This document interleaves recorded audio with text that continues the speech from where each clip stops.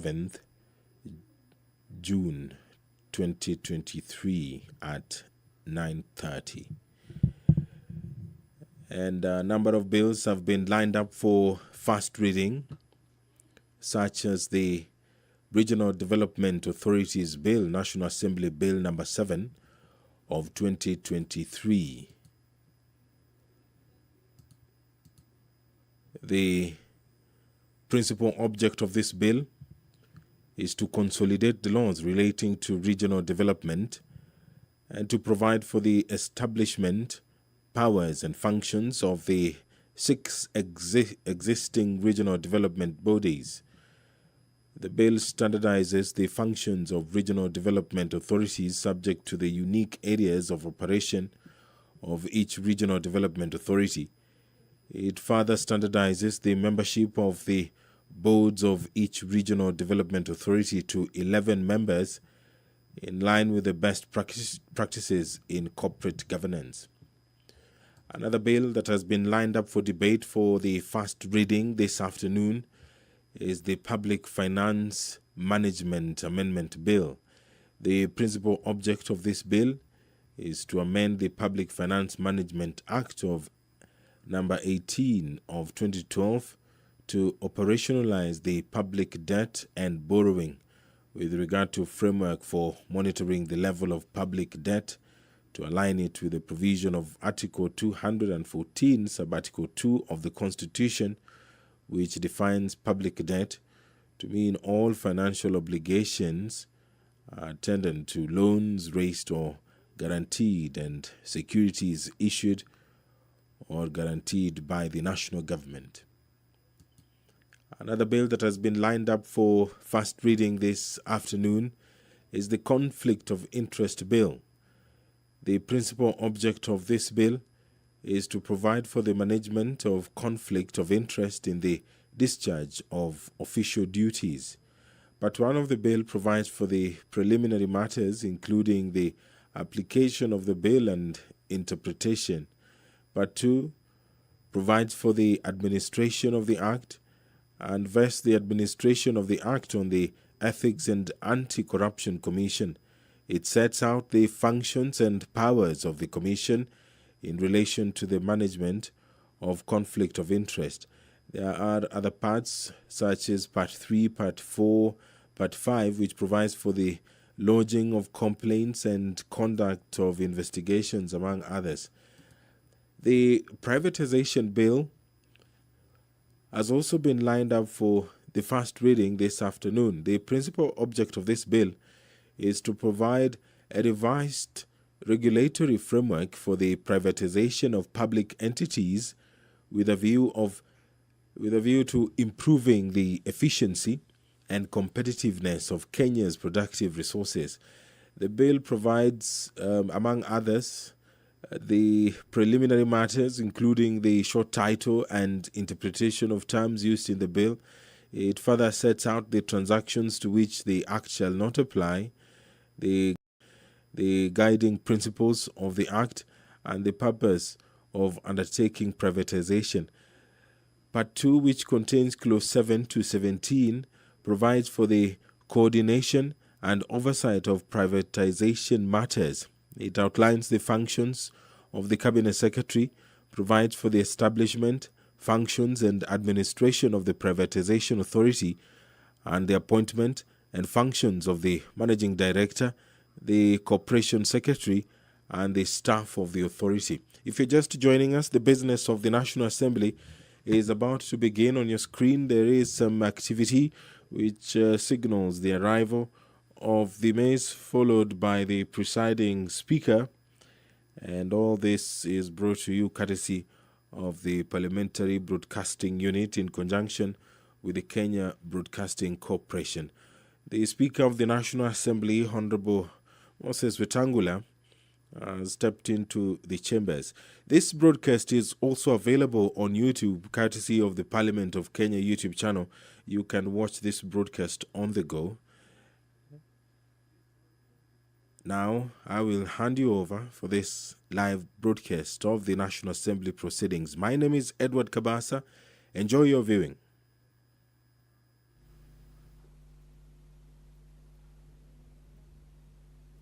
Waheshimiwa, na tuombe.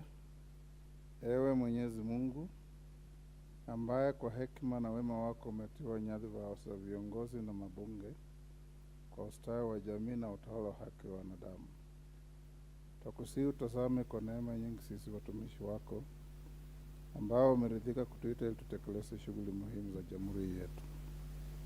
Twakuomba uteremshie baraka zako sisi tuliokutanika hapa, na tujalie tuyatende na kufikiria mambo yote yatakayofikishwa mbele yetu kwa njia ya haki na uaminifu, ili utukufu na sifa zako ziendelezwe, na ili kustawisha amani, ufanisi na heri ya nchi yetu na wale ambao haja zao tumesikabidhi mkononi mwetu.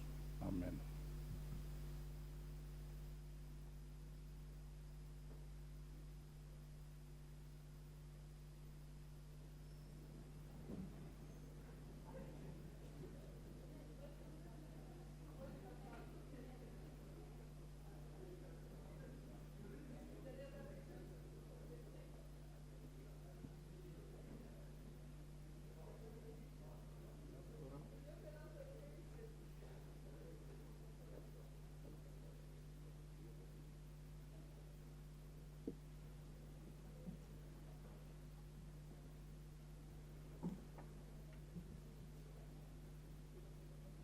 We have quorum to transact business. Our clerk.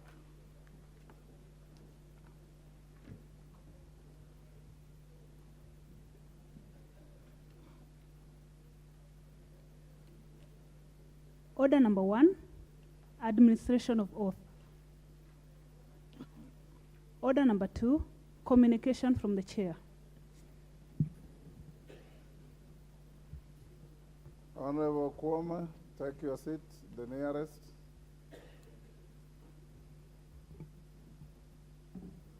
Thank you. Honorable members of short communication.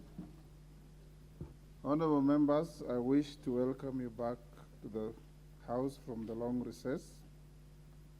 I note that the recess turned out to be a working break for most committees, given the intense time that had to be invested in the consideration of budget estimates for the financial year 2023-24, public participation for the Finance Bill 2023 and other bills, the vetting of nominees proposed for appointment to various state offices, and other priority matters that were referred to committees before and during the ended recess. Honorable members, nonetheless, it's my sincere hope that you manage to spend some valuable time with your families and constituents and are now rejuvenated to embark on transacting business during this part of the session. Honorable members, as I welcome you back, allow me to emphasize the need for the House to settle down as soon as now, given the volume of business with statutory timelines either currently before the House or expected to be brought before the House. Honorable members, some of the key business that will remain top priority in this month of June 2023 include the consideration of special motions for approval of proposed appointments of various persons to Judicial Service Commission, the Central Bank of Kenya, the National Intelligence Service, and other bodies. All budget-related business is also priority, including the consideration of budget estimates for financial year 2023-24, and the attendant committee of supply for the same. Consideration of the subsequent appropriation bill 2023, the finance bill 2023, the count allocation of revenue bill 2023, and the current government's additional allocation of revenue bill 2023, among other priority business. Members, take seats. The nearest seats. Take the nearest seat, Yusuf.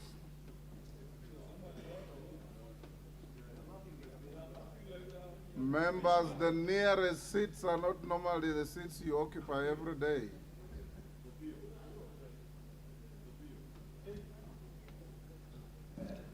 Honorable members, the 2010 constitutional dispensation shifted the budget-making responsibility from the executive to the National Assembly. Nevertheless, the tradition where the cabinet secretary responsible for finance to publicly pronounce the budget highlights and revenue-raising measures to the nation from the National Assembly chamber remains an essential ceremonial event in the budget cycle of the East African Community Partner States. In this regard, it is hereby notified that in keeping with the requirements of the Public Finance Management Act 2012 and the Standing Order 244C, the Cabinet Secretary for the National Treasury will make the annual pronouncement of the budget highlights and revenue-raising measures for the national government for the year 2023-2024 on Thursday, 15th June 2023 in the National Assembly Chamber. Further, honorable members, the other key event during this part of the session is the National Prayer Breakfast. As you may already be aware, the date for the 20th National Prayer Breakfast was postponed to tomorrow, Wednesday, 7th June 2023. The event will take place at the usual venue, the Safari Park Hotel, starting at exactly 7:30 a.m. All guests are asked to be seated by 7 a.m. Honorable members, on the eve of the National Prayer Breakfast, as is in the tradition, the national conversation on topical issues affecting the country has been organized. The conversation commenced this afternoon and is currently underway at the Safari Park Hotel, Nairobi, and honorable members are also invited to attend if possible. It is for this reason, honorable members, that the House Business Committee has approved the moving of the motion under order number 8 in today's order paper, asking the House to suspend the morning sitting on Wednesday, June 7th, 2023. This is to avail members the opportunity to attend this important annual prayer event. Honorable members, timely consideration of the scheduled business before the House calls for the dedication of both the leadership and the entire membership of this House. Therefore, as we embark on the performance of such important trusts bestowed on us by the people of Kenya, I urge the House to rise to the occasion just as we have ably risen before and deliver on the legislative agenda for this part of the second session. Indeed, honorable members, you will note that further to the directive of the House Business Committee, the Clerk of the National Assembly has restored the text of the motto of our Parliament in its place at the entrance of the chamber of the House. And the motto, as you can read, is for the welfare of the society and the just government of the people. When I first came here, it read for the welfare of society and for the just government of men. So the women, you have won the battle. Now it is the people and not men. Finally, honorable members, let me wish all of you success, individually as members and collectively as a House, throughout this part of the second session. I thank you. Next order. Order number 3, messages.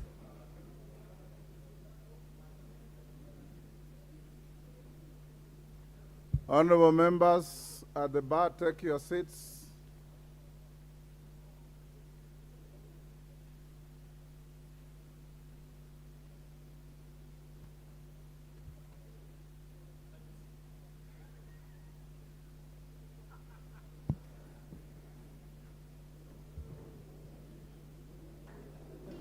Order, honorable members.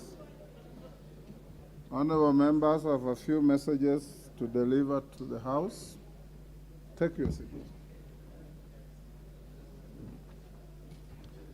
Honorable members, this first is a message from the President, nomination of persons for appointment as Governor of the Central Bank of Kenya and Director General of the National Intelligence Service. Honorable members, Standing Order 42.2 relating to messages from the President provides that if a message is received from the President at a time when the House is not in session, the Speaker shall forthwith cause the message to be transmitted to every member and shall report the message to the House on the day the House next sits. Further, honorable members, you recall that on Wednesday, 15th February 2023, the House resolved that should the Speaker receive any message from the President, National Executive of the Senate during recess, the Speaker shall forthwith refer the message to the relevant committee without recalling the House. The House also resolved that whenever the Speaker invokes this resolution, the Speaker shall report to the House upon resumption. In this regard, honorable members, I wish to report to the House that during the May 2023 recess, I received 2 messages from His Excellency the President regarding nomination of persons for appointment to various state offices. In the first message, His Excellency the President conveyed his nomination of Dr. Kamau Thuge, CBS, for appointment as Governor of the Central Bank of Kenya, following the recommendation of the Public Service Commission. In doing so, His Excellency the President invoked the provisions of Article 231(1) of the Constitution, as read together with Section 13(1) of the Central Bank of Kenya Act Cap 491 and Section 3 and 5 of the Public Appointments Parliamentary Approval Act 2011. For clarity, Article 231(1) of the Constitution establishes the Central Bank of Kenya, while Section 13(1) of the CBK Act provides that there shall be a governor who shall be appointed by the President through a transparent and competitive process with the approval of the National Assembly. In this regard, honorable members, and in keeping with the House resolution, I refer the message together with the CV and the relevant documentation of the nominee to the Departmental Committee on Finance and National Planning to undertake the approval hearing. I also directed the clerk to transmit the message to all members of the National Assembly via my notification number 002 of 16th May 2023. Honorable members, it's expected that the committee has already commenced approval hearings and should table its report on or before tomorrow, Wednesday, 7th June 2023, to enable the House to conclude the matter within the statutory timelines. Honorable members, the second message from the President relates to the nomination of Mr. Nuruddin Haji, CBS, for appointment as Director General of the National Intelligence Service. The message conveys that pursuant to the provisions of Article 242 of the Constitution, as read together with Section 7(1) of the National Intelligence Service Act 2012 and Sections 3 and 5 of the Public Appointments Parliamentary Approval Act 2011, the President nominated Mr. Nuruddin Haji, CBS, for appointment as the Director General of the National Intelligence Service. Honorable members, Article 242 of the Constitution establishes the National Intelligence Service, while Section 7(1) of the National Intelligence Service Act 2012 provides that there shall be a Director General of the Service who shall, with the approval of the National Assembly, be appointed by the President. Honorable members, Section 7(3) of the National Intelligence Service Act 2012 states that the National Assembly shall, within 14 days after it first meets, after receiving the names of the nominee, consider the suitability of the nominee and either approve or reject the nominee for appointment. Similarly, honorable members, in keeping with the House resolution, I also refer the message together with the CV and the relevant documentation of the nominee to the Departmental Committee on Defense, Intelligence and Foreign Relations for the committee to undertake the approval hearing. I also directed the clerk to transmit the message to all members of the National Assembly via my notification number 003 of 19th May 2023. The Departmental Committee on Defense, Intelligence and Foreign Relations is expected to expedite the approval process and table its report on or before Tuesday, 13th June 2023, to allow the House to consider the nominee with the prescribed statutory timelines. Honorable members, the House is accordingly guided. I thank you. Members at the bar, take your seats. I have other communications. On? Yes. I have. Yes, Honorable Mbui.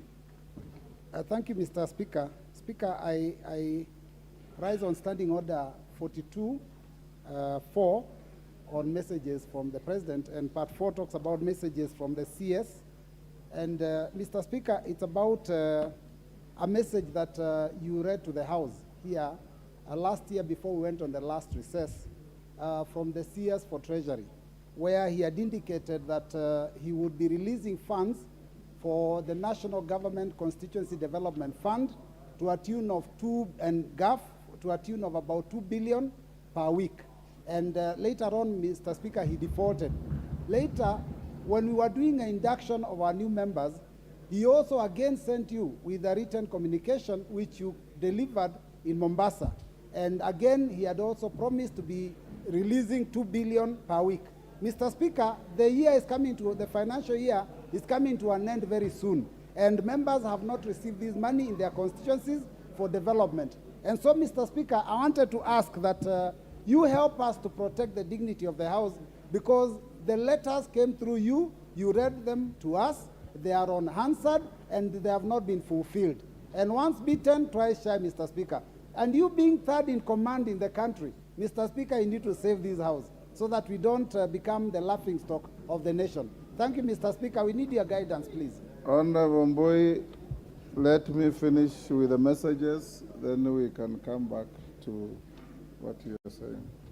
Honorable members, the second message is a message from His Excellency the President, and it's on nomination of persons for appointment to the Salaries and Remuneration Commission, SRC, and the Commission on Revenue Allocation. Honorable members, pursuant the provision of Standing Order 42, I wish to convey the following two messages from His Excellency the President regarding nomination of persons for appointment as a member of the Salaries and Remuneration Commission, SRC, and chairperson of the Commission on Revenue Allocation, respectively. In the first message, honorable members, His Excellency the President conveys that in exercise of powers conferred on him by Article 232b(1) of the Constitution, as read together with Article 252c of the Constitution and the Salaries and Remuneration Commission Act 2011, the President nominates Dr. Phyllis Wambui Wagasha as a member of the Salaries and Remuneration Commission.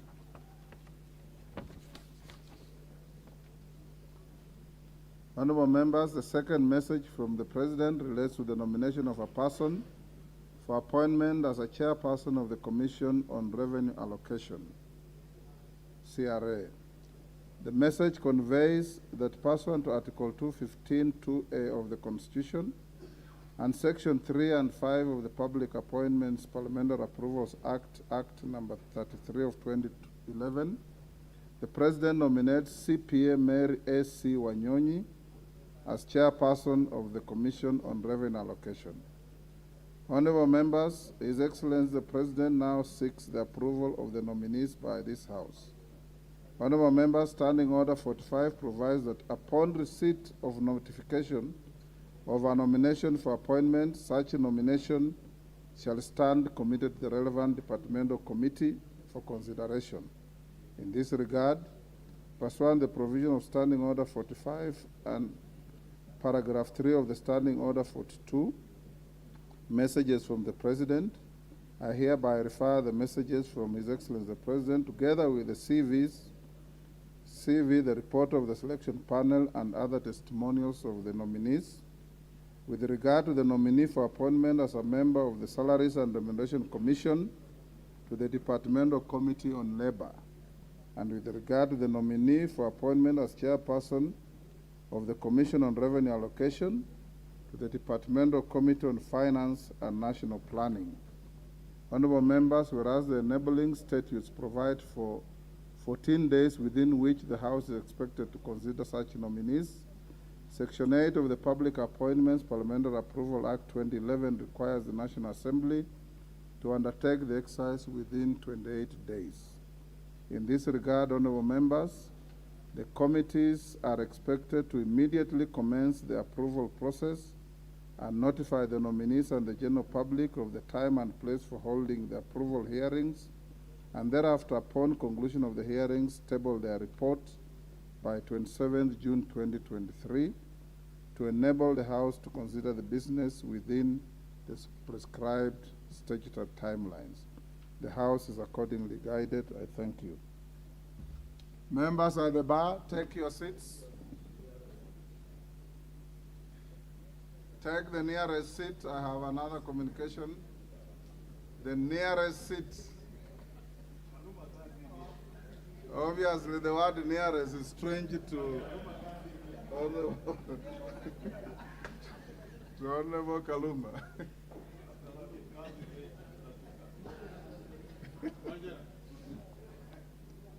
Okay.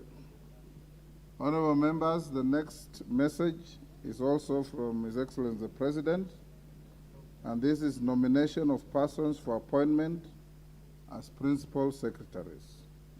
Honorable members, pursuant to the provisions of Standing Order 42, I wish to convey a message from His Excellency the President regarding nomination of persons for appointment as principal secretaries.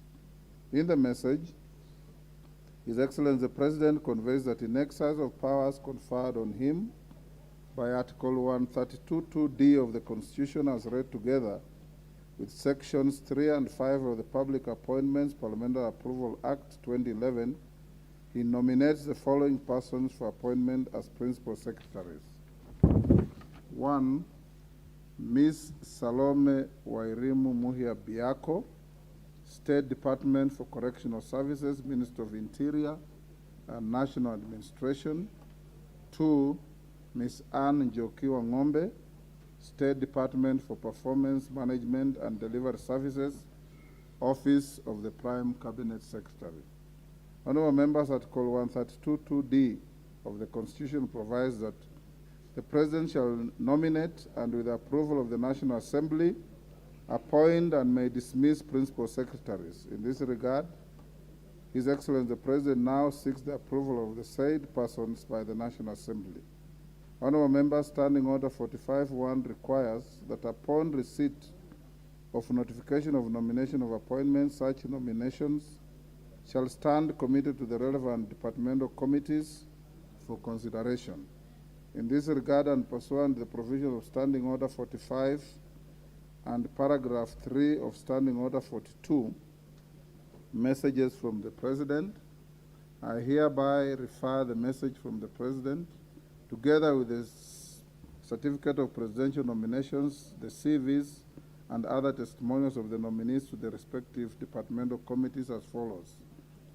In regard with Salome Wairimu Muhia Biako, the Departmental Committee on Justice and Legal Affairs.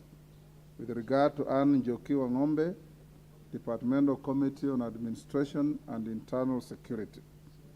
Honorable members, Section 8 of the Public Appointments Parliamentary Approval Act 2011 requires the National Assembly to consider such nominations within 28 days. In this regard, the committees are expected to immediately commence the approval process and notify the nominees and the general public of the time and place for holding the approval hearings. Thereafter, upon conclusion of the said hearings, table their respective reports on or before Wednesday, 28th June 2023, to enable the House to consider the matter with the prescribed statutory timelines. I thank you. On the matter raised by the Honorable Mbui, I think the answer or the response should come from the majority leader because we have been working with him on this matter. And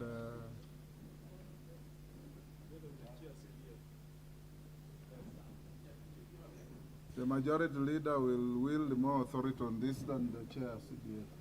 Thank you, Honorable Speaker, and I'll beg your indulgence because I had engaged with the CS National Treasury last week, and he indicated they're in the process working on both disbursements for the counties and the NGCDF, but to be able to give a more appropriate answer, I will beg you give me up to Thursday afternoon or tomorrow afternoon for me to get back to him to get the actual status. You can bring a statement on the actual status on Thursday afternoon.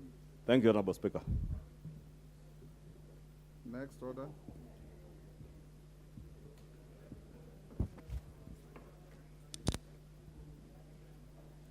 Order number 4, petitions. Order number 5, papers. Majority Leader. Thank you, Honorable Speaker. Honorable Speaker, allow me also to take this opportunity to welcome back all the members back to the House after the short but long working recess. And also thank members because many of them were very active in committees, both departmental committees and also the select committees that had the opportunity to sit. Honorable Speaker, I beg to lay the following papers on the table of the House today, Tuesday, 6th June 2023. 1, legal notice number 40 relating to the excise duty amendment regulations 2023 and the explanatory memorandum from the National Treasury and Economic Planning. 2, legal notice number 56 relating to the universities regulations 2023 and the explanatory memorandum from the Ministry of Education.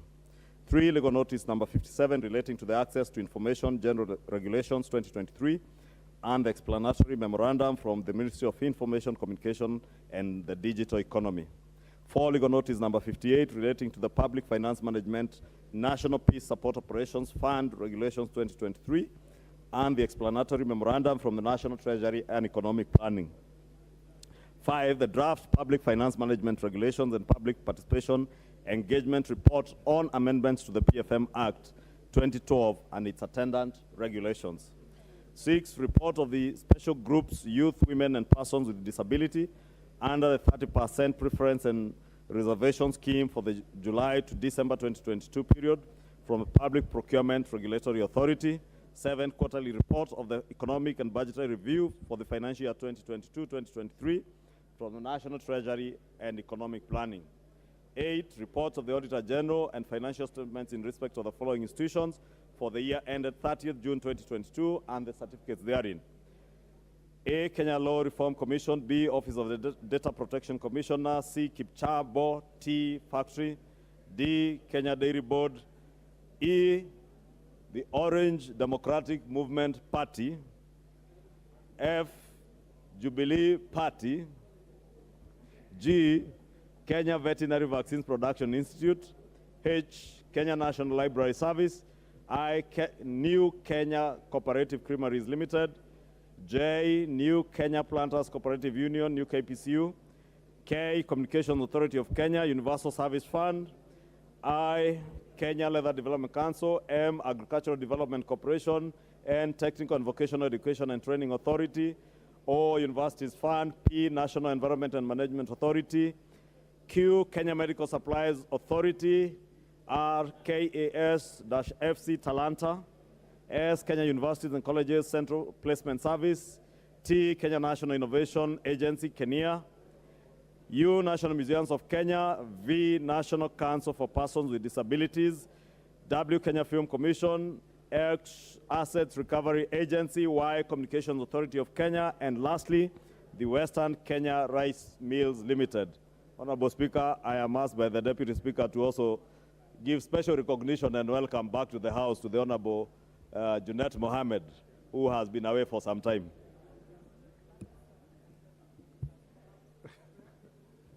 Honorable Junet, you seem to have been missed by your colleagues. The next is, honorable members, there are some papers to be laid by the Chairperson, Budget and Appropriations Committee and Chairperson, Departmental Committee on Finance and National Planning.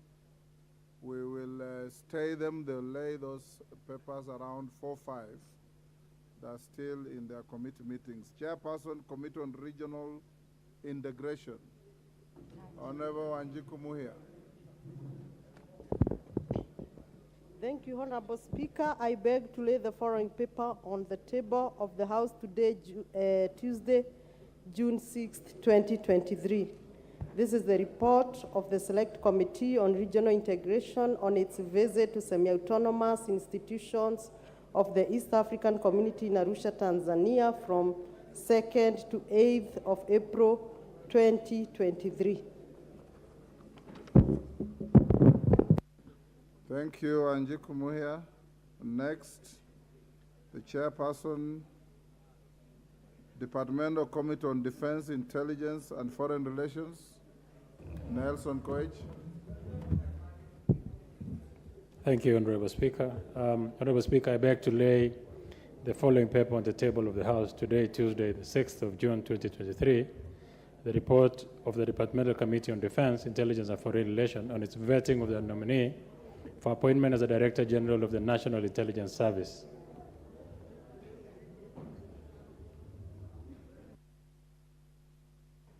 Next order. Order number 6, notices of motion. Honorable members, the first is Chairperson, Committee on Budget and Appropriations. It will apply in the same manner as the laying of the paper.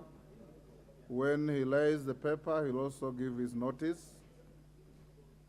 Next, Chairperson, Committee on Regional Integration, Wanjiku Muya. Thank you, Honorable Speaker. I wish to give a notice of motion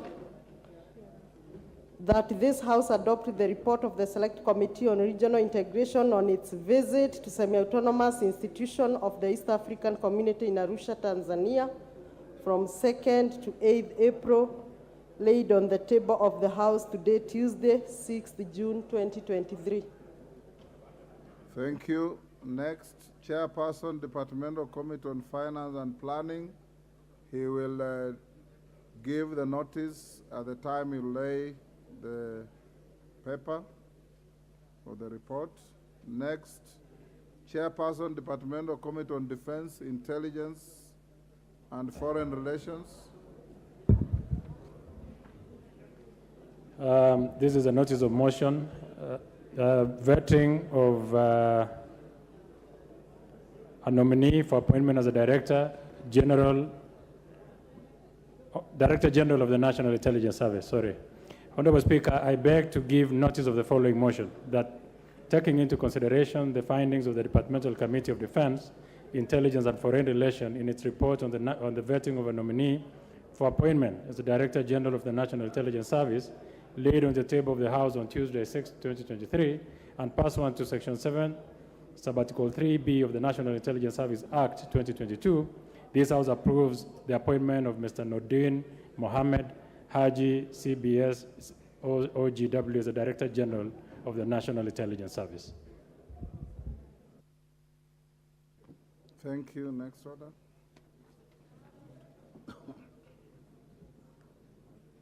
Order number 7, questions and statements. Honorable members, you'll be notified that pursuant to the order I gave before we went on recess, tomorrow afternoon, the Minister for Education will be back in the chamber. I've seen a lot of questions, close to 9 that have been filed. And tomorrow I want to encourage the House that we will be allowing the questioner an additional question as a supplementary and 2 other joyriders. Only, so that we can be able to cover the 9 questions that have been listed. And the clerk tells me there are many more flowing in. We will have the questioner, a supplementary from the questioner, and 2 joyriders, no more. Next order. You are the joyrider. Order number 8, procedural motion, resolution to suspend a Wednesday morning sitting. Majority Leader.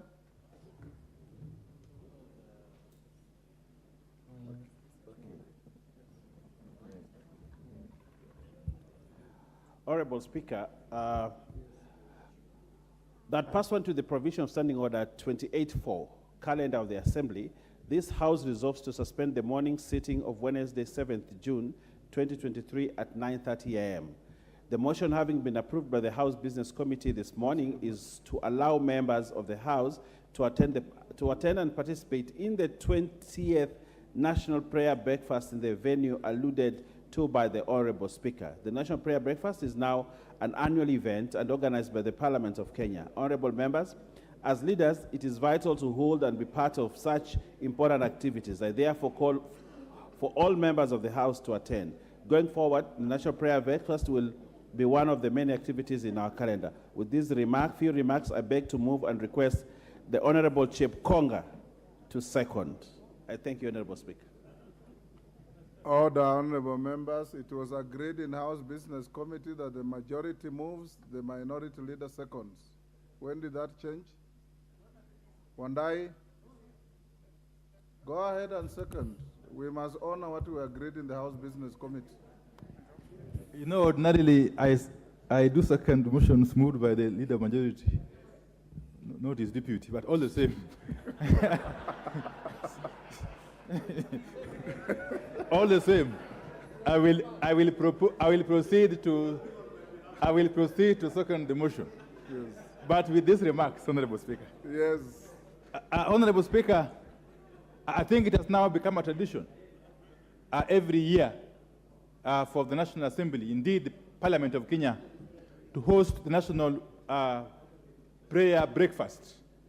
So tomorrow's National Prayer Breakfast is just one of those breakfasts that you've held over the years. It's now become a tradition.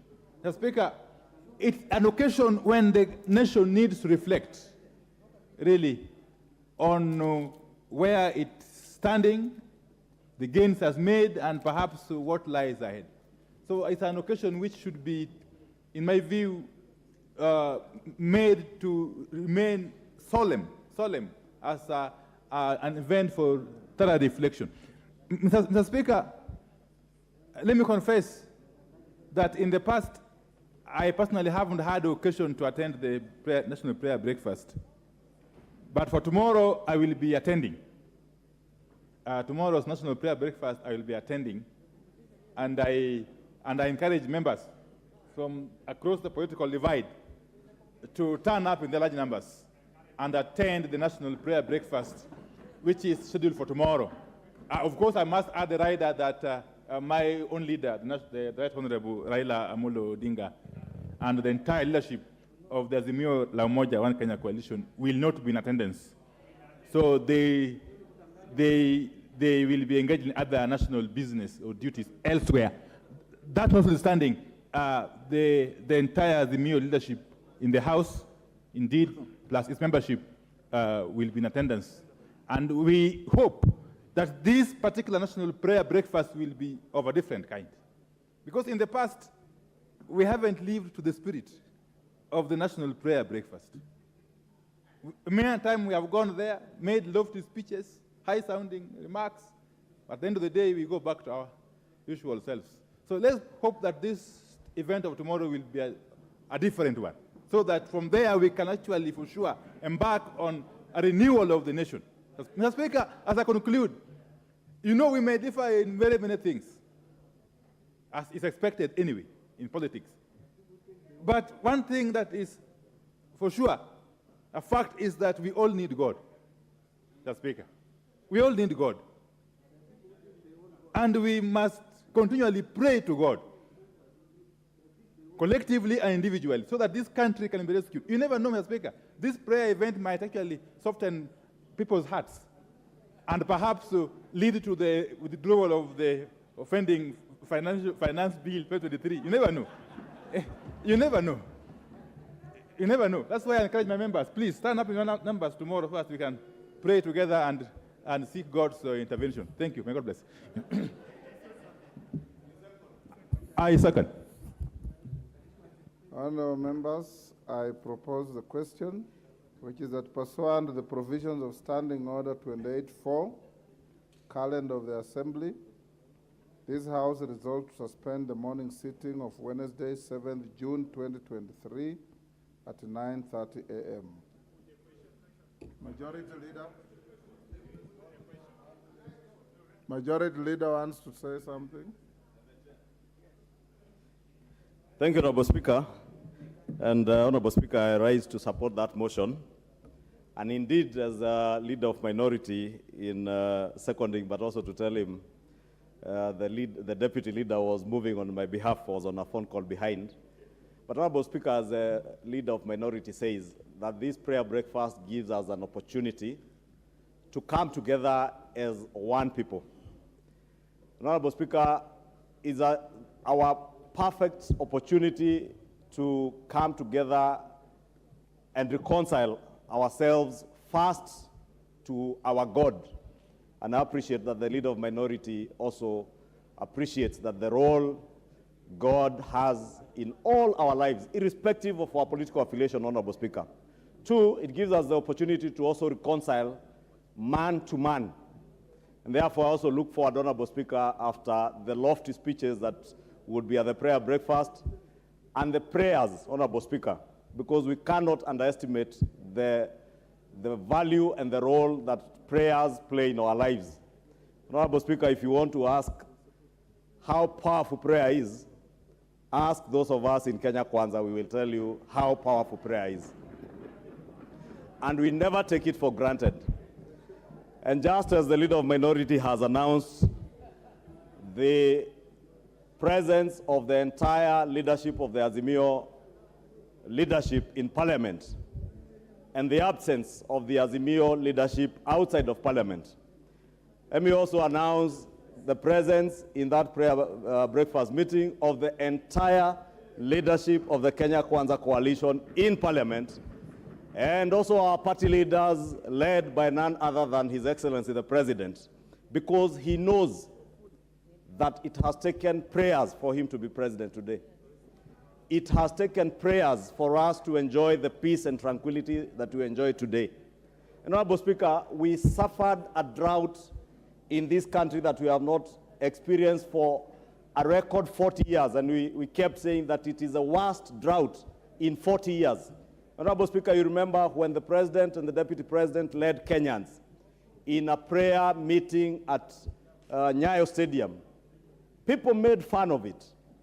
But as I say, we can tell you the power of prayers, because after those prayers, Honorable Speaker, and prayers by many Kenyans, we have experienced rains in this country, and we want to pray, Honorable Speaker, even as we meet tomorrow morning to pray, that we not only reconcile ourselves to our God and our Maker, but also we reconcile amongst ourselves as political leaders, even as we seek to reconcile Kenyans. And how I pray that these prayers will also soften our hearts, that those who continue to incite Kenyans, those who continue to misinform and disinform Kenyans, even on the questions of the finance bill, will now reconcile themselves with their conscience and come and debate the issues touching on finance bill on the floor of this House, because this is where to engage on matters that touch on the lives and matters that are of concern to the people who have sent us here to represent them. And Honorable Speaker, with those few remarks, I take opportunity to invite all of you, including my good friend, the Honorable Kalonzo Musyoka, my good friend, the Honorable Raila Odinga, our former Prime Minister, to the prayer breakfast. And should they not be there, we shall pray for them. And I want to encourage Kenyans and all of us to pray for each other. Just like every day I pray for the former Prime Minister and my good friend, the Honorable Kalonzo Musyoka, every day I do, and I'll continue to pray for them, Honorable Speaker. Just as I pray for my President and my Deputy President, I pray for our leaders. As I also pray, this is why, Honorable Speaker, you see the Honorable Junet. I have been praying for the Honorable Junet to show up again in Parliament, and I am happy he's here today, Honorable Speaker. With those many remarks, Honorable Speaker, I invite all of you to join us in the prayer breakfast tomorrow. Honorable members, I honestly don't want to escalate debate. Junet, because of your prolonged absence in the House, I'll give you 2 minutes. After you, thank you. Order. After you, I'll give the chair of the prayer breakfast committee, the co-chair. One of the co-chairs is in the Senate, and from this house is Chepkonga. Then I'll put the question. Buddy, you want to say something? Junet? Speaker, Mr. Speaker, 2 minutes. I stand to support the motion, Mr. Speaker, that we suspend the sitting of tomorrow morning so that we can have the prayer breakfast. Mr. Speaker, we have been having this prayer breakfast now for quite some time when I've been in this parliament. It's very important, Mr. Speaker, that people come together, pray together, reconcile together, so that the country can move forward. But, Mr. Speaker, this prayer also is a very expensive one. It's not the ordinary prayer, Mr. Speaker. The kind of food they serve there, Mr. Speaker, I don't know whether it comes through prayers also, because it's not a small thing, Mr. Speaker. So, Mr. Speaker, I don't know how we can get feedback whether God has accepted that prayer. It's what I've been looking for the last 5 years, Mr. Speaker. But having said, Mr. Speaker, I have heard the majority leader, he said he has prayed for me so that I can come back. Mr. Speaker, one prayer that I know has not been accepted is that one. Because he just called me, he never prayed. He told me, but there's some business in the house business, come back to the house, we discuss. That's not a prayer, Mr. Speaker. And I know, even from his physical appearance, Mr. Speaker, he cannot qualify to pray for anyone. You know the way he appears, Mr. Speaker. Mr. Speaker, lastly, I want to say that let us not also overuse prayers. Sometimes you might burden God with small things because he has given you brain to do it. But if you continue praying on everything, Mr. Speaker, and you are a doctor, you can treat someone like Dr. Pokosi, Mr. Speaker, but you are telling me go and pray so that you get healed. That one I will not accept, Mr. Speaker. So let us, tusisumbue Mungu pia sana, let us pray for important things that we need help from God. Thank you very much. Honorable Junet, God has never complained about I know.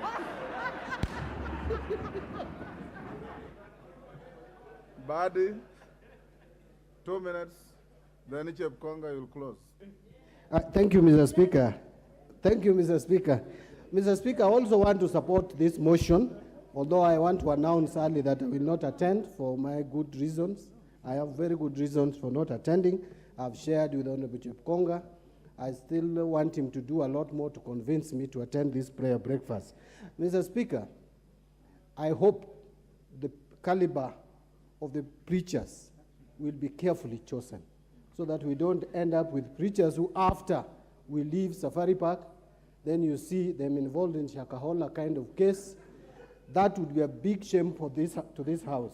Let it happen to other places like the executive, but not this house inviting people with questionable characters to pray for us. Finally, Mr. Speaker, I just wanted to remind Honorable Chungwa that he doesn't own God. God belongs to all of us. And by the way, he doesn't go to church quite often. I know him. I want to lecture him that God sometimes, when he finds that you are so tough-headed, he gives you very bad leaders so that you learn. You get to know that leaders can force you to pay all the money that you earn in form of taxes. Those are the kind of leaders God can give you if you become tough-headed. And I think Kenyans should now start learning that God can answer prayers by giving you very bad leaders. And you can see it, the kind of arrogance that comes from majority leader, and the kind of arrogance that comes from other officers. I know, Mr. Speaker, if I mention those officers, and you know them, you will ask me that they are not here to defend themselves. But the majority leader is here. This kind of arrogance, finance bills, Mr. Speaker. I have no way of knowing what is on your mind. So I can go ahead. But Mr. Speaker, conclude and sit down. Mr. Speaker, Joe Biden, the president of the most... Your time is up.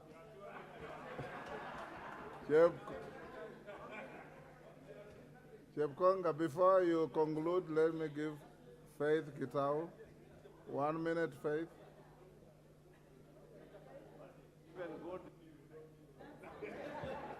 Thank you, Honorable Speaker, for giving me this chance. Indeed, we have come this far, not because of what we have done, but because of what God has done for us. And therefore, this prayer breakfast tomorrow is quite very important. First and foremost, what we are going to do is to thank God for fighting each battle for each one of us. It wasn't easy even for us to be back here in Parliament, but God did it. And even as Kenya as a whole, we want to thank God that today we are seated here with Jeanette, who has been far away from us for a long, long time. And I want to support our majority leader here. It is because of the prayers that we've been offering that God brought you today. So we welcome all of you to our prayer breakfast tomorrow. Thank you. Tomorrow. Thank you, Faith. Chepkonga, 2 minutes. Thank you very much, Mr. Speaker. First, I want to thank you on behalf of the Committee of the National Prayer Breakfast for agreeing, Mr. Speaker, to suspend the House tomorrow so that all members can attend prayers. As you know, Mr. Speaker, the Bible reads in 1 Thessalonians 5, chapter 5, verse 16, it says, "Rejoice always, pray without ceasing, give thanks in all circumstances, for this is the will of God in Christ Jesus." So, Mr. Speaker, it is the will of God that we must pray. So it is an opportunity for all of us as leaders to pray. Secondly, Mr. Speaker, this National Prayer Breakfast is organized by Parliament. It's organized by Parliament, Mr. Speaker, and all members of Parliament are invited. Everybody has been given a card to attend tomorrow. Thirdly, Mr. Speaker, we have a slot for the very popular choir, the parliamentary choir, Mr. Speaker, where everybody sings. And Mr. Speaker, we expect to see every member tomorrow participating in singing to the Lord and praising the Lord. So I expect to see the minority leader and the majority leader leading that choir, Mr. Speaker. So, Mr. Speaker, with those remarks, I associate myself with the many remarks that have been made. And I would like to say, Mr. Speaker, you know God is not annoyed with people who make hilarious comments. God is also a joyful God. You know, He loves people who are hilarious. We are not sad people. This is an occasion to be happy, Mr. Speaker. So the honorable Badi, my very good friend, Mr. Speaker, whatever that he has just said, God is comfortable with it, Mr. Speaker. God is not annoyed with him. So welcome tomorrow to the National.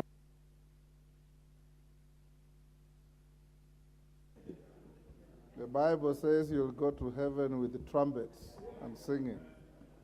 Honorable members, I now put the question that pursuant to the provision of Standing Order 28.4, calendar of the Assembly, this House resolved to suspend the morning sitting of Wednesday, 7th June 2023 at 9:30 a.m. As members of that opinion say aye.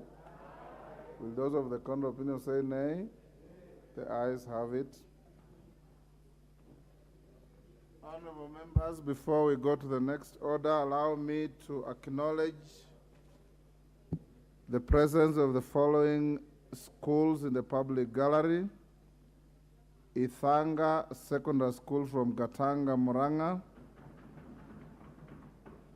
Kaiteneni Secondary School, Masinga, Machakos; Good Testimony Junior School, Embakasi East, Nairobi; Kerugoya Boys, Kirinyaga. And honorable members, in the Speaker's Gallery, we have Kagumo Girls from Kirinyaga Central, Kirinyaga. And we have Migwani Boys, Mwingi West, Kitui. Honorable CNN tells me that that is old school, and he has asked me to give him a minute to welcome the school. 1 minute. And on behalf of all your colleagues, you can welcome your school and the rest of the schools. So thank you, Mr. Speaker, for giving me this opportunity. Let me take this time to welcome my former secondary school students in this parliament, and I'm proud to have interacted with them. I wish them safe journey back home and let them work hard. Thank you very much, Mr. Speaker. And others who are here, you can see we are expecting you to be in this chamber in the future. Go and work very hard so that you can come back like us. Thank you, Mr. Speaker. On behalf of the House and on my own behalf, I welcome all the schools to the House of Parliament and urge you to feel at home and learn from what you see here. Next order.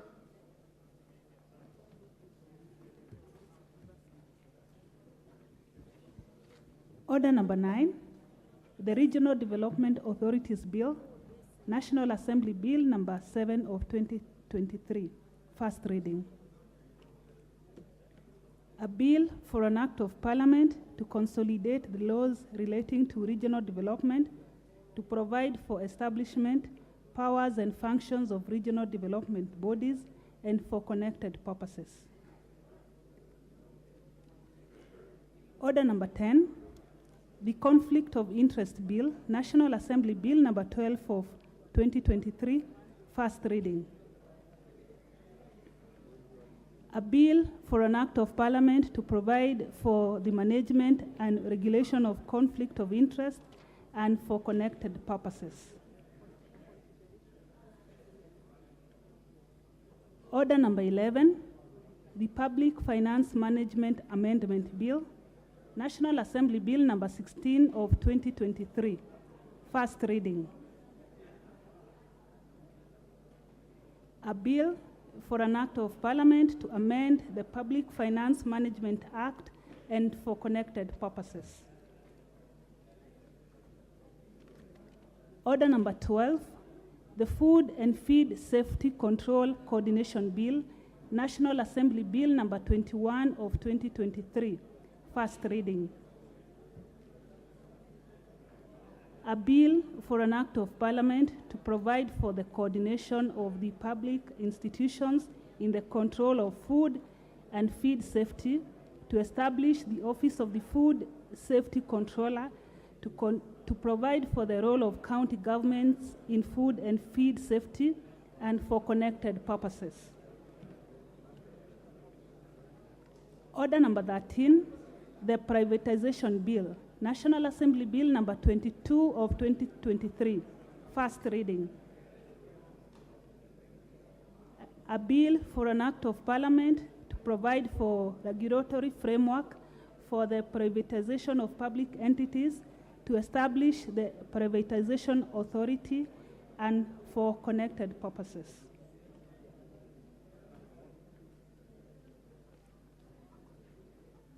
Order number 14, the County Government's Additional Allocations Bill, National Assembly Bill number 23 of 2023, first reading.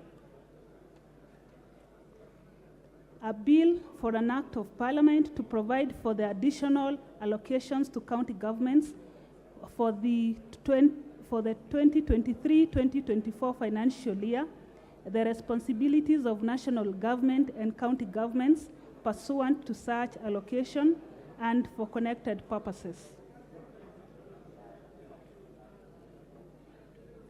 Order number 15, motion. Consideration of the reports of the Auditor General on the financial statements for the National Government Constituencies Development Fund for 26 constituencies. Resumption of debate. Order, honorable members, before we resume the debate, Honorable Wanjiku Muya has a short statement to make. Go ahead, Wanjiku. Thank you, Honorable Speaker. Honorable members, as you are aware that Kenya is a member of East Africa. Order, honorable members who are caucusing, the Kamkunji on my right.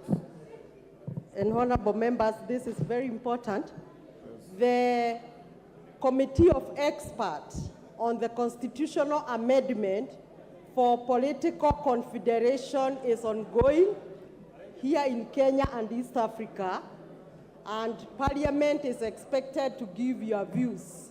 As such, the Office of the Clerk has mandated the Committee of Regional Integration to write a memoranda and give the views to this constitutional amendment. In that case, honorable members, we are inviting your views either through our committee or through the clerk's office, so that we can enrich this constitutional amendment. For clarification, the East African is built on 4 pillars: custom union, common market, monetary union, and eventually political federation. The summit, which is the highest level of governance in East Africa, gave a directive that we have political confederation as a transition before we engage to full-fledged political federation. And in that case, the confederation requires a constitution to guide the community, and so it is so critical to have your views. Any person, any member of goodwill, we welcome you through the office of the clerk or the committee, particularly the lawyers in this house. Give us your views so that we take to Arusha a very enriched memoranda which will be considered in this constitutional amendment. Thank you, Honorable Speaker. Honorable Wanjiku Muya, my record shows that on this motion on consideration of reports of the Auditor General on the financial statements of NGCDF, the Honorable Jen Kihara was on the floor and had a balance of 6 minutes. Is Jen Kihara in the house? If Jen Kihara isn't, the next will be Phyllis Bartow. I see you are top on the list. So you are among those who just keyed in case you get a chance on any issue. Mr. Speaker, you are not ready for this? No, I had been given an opportunity to present my views. Already? Yeah. You are top on the, then disengage from the equipment. John Kawanjiku.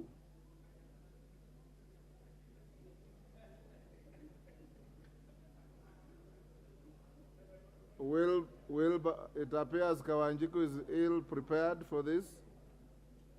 Then disengage. Wilberforce Oundo. Had you keyed in to speak on this? Honourable members, this system of ours, before Oundo speaks, I have asked the House Business Committee that they may have to design a better system of electronic queuing to speak, so that at the end of every order, we wipe the screen and then you key in order of your interest. Because some of you come in at 1:30, 2 o'clock, block the screen and walk away, or block the screen and you are not ready to speak. Oundo, you are ready for this? Okay, I'm not so sure. Oundo, yes. I need to check. Honorable Speaker. Oundo, unfortunately, you have already spoken on Yeah, this that's motion. what I was thinking. My memory doesn't serve me wrong. Yes. Yes. Samuel Atandi. Have you keyed in to speak on this? No. Honorable Speaker, I don't want to talk on this one. Peter Kihungi. Yeah. No. Donya Doris. No. Clear yourselves from the screen. Gertrude Mbeyu. Don't see her. Kibet Komingoi.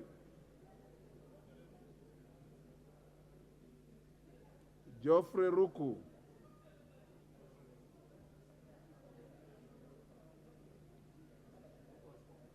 Geoffrey Mulanya. Amazing. Zamzam. Zamzam Chimba. Not. Peter Orero of Kibra. He's not here. Robert Bukose. Give the floor to Honorable Bukose. Thank you, Honorable Speaker, for allowing me to contribute to this report of the Special Funds Accounts Committee on financial report, auditor's report for the financial years 2013-2014, 2014-2015, 2015-2016 for the counties of Mombasa, Kwale, Kilifi, Tana River, Taita Taveta, Lamu, about 26 constituencies. Honorable Speaker, on the report of these constituencies, which have been funded by NGCDF, there were many issues that I think it's very important, especially for the honorable members to understand. More often, you find that you have reports indicating that maybe a certain constituency is not doing well. It is not the member who is responsible for the day-to-day NGCDF financial runnings. And it is very wrong at times to blame the honorable members on some of those mismanagement in as far as constituencies are concerned. When you look at this auditor's report, the accounting officer for those constituencies are the constituency funds managers. And it's very important that every member, whenever the financial reports are tabled by the Auditor General, that the honorable members are able to look at it. And what we observed in many of these reports is that there were delays in as far as release of the funds to the constituencies. And this has tracked on up to today. Because as we speak today, Honorable Speaker, many constituencies have received less, almost all the constituencies have received less than a half of what they deserve. And Honorable Mbui raised an issue in the, when you gave your statement about reports from the head of state. And I think it is important that honorable members receive their share allocation of the CDF funds so that those projects which we had committed to do them, we are able to do it within the specified period. When you look at some of the reports in the CDF in those various constituencies, we looked at a report in Kangse. In the report from Kangse, you find that there is duplication of projects. A project which was funded by CDF has also been funded by the Equalization Fund, where you find that a dam, which was supposed to have been done by CDF, has also been allocated money from Equalization Fund. Then you wonder, how did the Equalization Fund, what is it that was done by Equalization Fund, and what is it that was done by the NGCDF? So that issue of co-funding, I think, is a big major issue that should be looked into. We also were able to look at some of the reports in some constituencies which were not able because of, you look at a constituency which is not able to expand because in some of the constituencies like Mfita, when you look at its report, Mfita is already exhausted. There are no new schools which are being built. The NGCDF is now building walls and other amenities, swimming pool, walls, doing electricity and other things. While in another constituency, there is even no funds to construct a classroom. Students are reading they are reading in a tree. One classroom is even not complete. So these are issues that there is a lot of disparities. And when we came back in the last parliament, there are some things that were done in say, making that CDF be done on ward levels. Yet some of the wards have a higher population than, even if you have 6 wards and somebody else has 3 wards, the population numbers within those wards are not the same. And therefore, you find that people end up with disparities in terms of even disbursement of bursaries and other services. So, Honorable Speaker, CDF or NGCDF has done tremendous things within these 26 constituencies in the coastal region that you are able to see, that you are able to feel. And therefore, I think we should be able to continue doing more audit reports, looking at what CDF has done, and really appreciating the services that the Wananchi are getting through CDF. With those few remarks, Honorable Speaker, I want to support the report of the committee. Order, honorable members. Order. The chair for the Finance Committee is now in the House. Allow me to interrupt the debate and allow him to table his report and give notice of motion. Honorable Chair. Thank you, Honorable Speaker. Honorable Speaker, I beg to lay the following paper on the table of the House. Today, Tuesday, the 6th of June, 2023. The reports of the Departmental Committee on Finance and National Planning on its vetting of a nominee for appointment as Governor of the Central Bank of Kenya. Thank you. Go ahead and give the notice of motion. Thank you, Honorable Speaker. Honorable Speaker, I beg to give the following motion. I beg to give notice of the following motion: that taking into consideration the findings of the Departmental Committee on Finance and National Planning in its report on the vetting of a nominee for the appointment as the Governor of the Central Bank of Kenya, laid on the table of the House this Tuesday, the 6th of June, 2023, and pursuant to Section 13(1) of the Central Bank of Kenya Act, Cap 491, and Section 8(1) of the Public Appointments Parliamentary Approval Act of 2011, that this House approves the appointment of Dr. Kamau Thuge, CBS, as the Governor of the Central Bank of Kenya. I thank you, Honorable Speaker. Thank you, Honorable Kimani. Kawanjiku.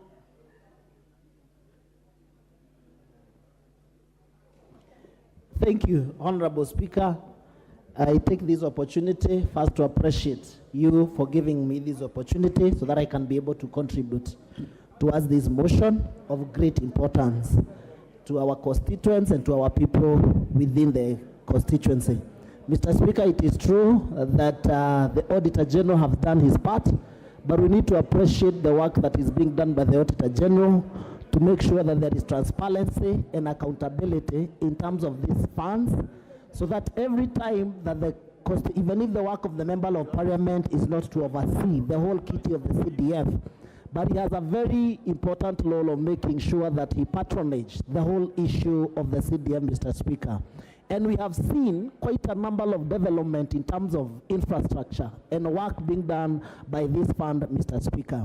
We have seen also serious development in terms of school infrastructure, making sure that we have modern schools and modern classrooms, whereby we are able to accommodate quite a number of students who are schooling within our constituency, increasing the number of uptake from public primary school to public secondary school, and making sure that there is 100% transition from our primary school to our secondary school, Mr. Speaker. This work cannot be done without the CDF fund. Among the many funds that we have within our republic, one of the funds that has been well utilized, Mr. Speaker, is the NGCDF fund that is oversighted by the Member of Parliament from this country, Mr. Speaker. Also, we have seen serious development, Mr. Speaker, in terms of renovations, in terms of making sure that we have given our students enough infrastructure to make sure they are comfortable even when they are schooling and even when they are doing their studies within our public primary school, Mr. Speaker. The issue of the CDF also deals with in terms of security, making sure that, Mr. Speaker, we have enough police posts, we have enough police stations. We are looking into issues to do with those developments so that also we can be able to house our police officers and our policemen and our policewomen within our constituency so that we can enhance the security system within the constituency, Mr. Speaker. The bursary also has been a very, very big issue within our republic and within our constituency. And I dare say, Mr. Speaker, I think we also need to look at, in terms of fairness, how we distribute these bursaries, Mr. Speaker, in our constituency. Sometimes we realize that we have so many members. For example, in my constituency, Kiambaa constituency, I have 120,000 voters, Mr. Speaker. And you realize the amount of money that we get for bursaries is not enough to make sure that there is equal distribution of this bursary. Sometimes we tend to let some students go without the bursaries, Mr. Speaker. And therefore, we will recommend, and with time, we are going to bring to the floor of this House an amendment to this NGCDF Act so that we can be able to separate between the bursary and the infrastructure development of the CDF, Mr. Speaker, whereby we will make sure that any student within the Republic of Kenya can get an equal share of the bursary, whether you are in Kiambaa or whether you are in Uasin Gishu, whether you are in Wajir. The amount of bursary that each and every student gets allocated to him from the Constitutional Development Fund, we make sure that all over the Republic is the equal amount of money that all the students are able to receive within the Republic, Mr. Speaker. And I therefore say that will bring this amendment and make sure that we support the bursary, make sure that we support the NGCDF so that we can separate the bursary and the infrastructure. And we make sure that even the board itself has been able to audit and to make sure that all the students within the Republic of Kenya are able to get same allocation of bursary wherever they are, so that we can make sure that there is fairness and there is equity in terms of how this NCDF is distributed. Some of us in our population, Mr. Speaker, we have a constituency like Ruto. We have a constituency whereby you have more than 2,200 voters, Mr. Speaker.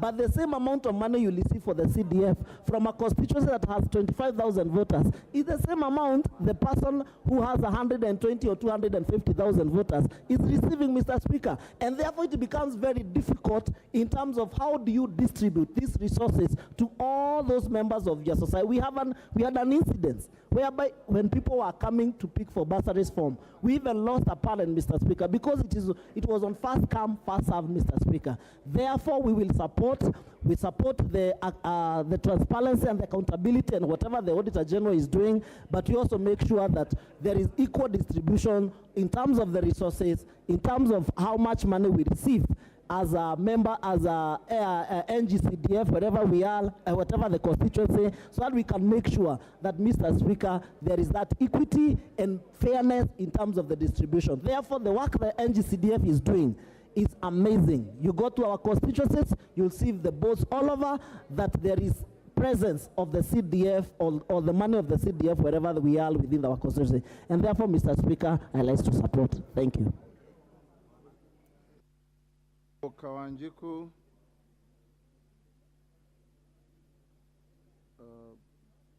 Owen Bayer. Thank you, Honorable Speaker, for giving me the opportunity to contribute to this motion that discusses the reports of the Auditor General on the financial statements for the National Government Constituencies Development Fund for 26 constituencies that are basically at the coast region for the period 2013 to 2016. Honorable Speaker, one of the things that I need to note is this is for the 11th Parliament.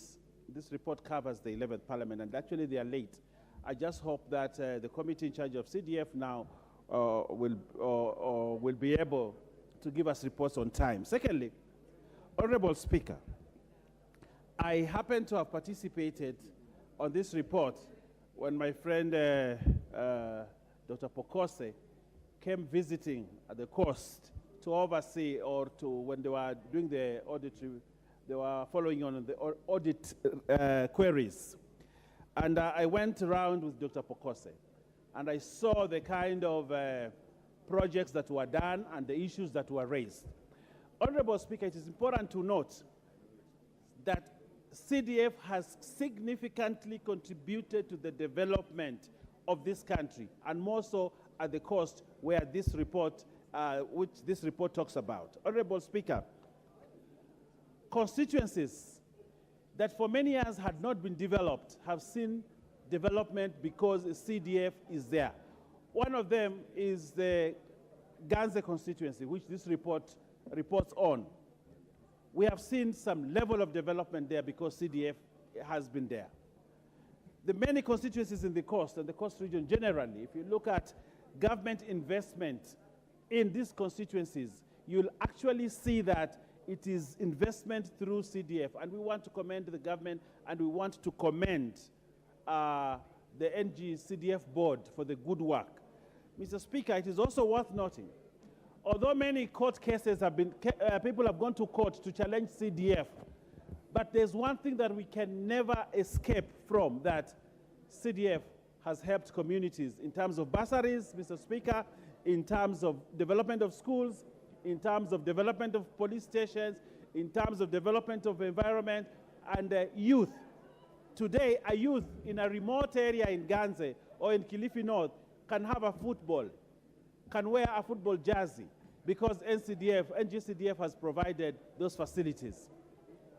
Honorable Speaker, I would like to say that the usage of CDF is the matter of this report, how prudent the resources have been used.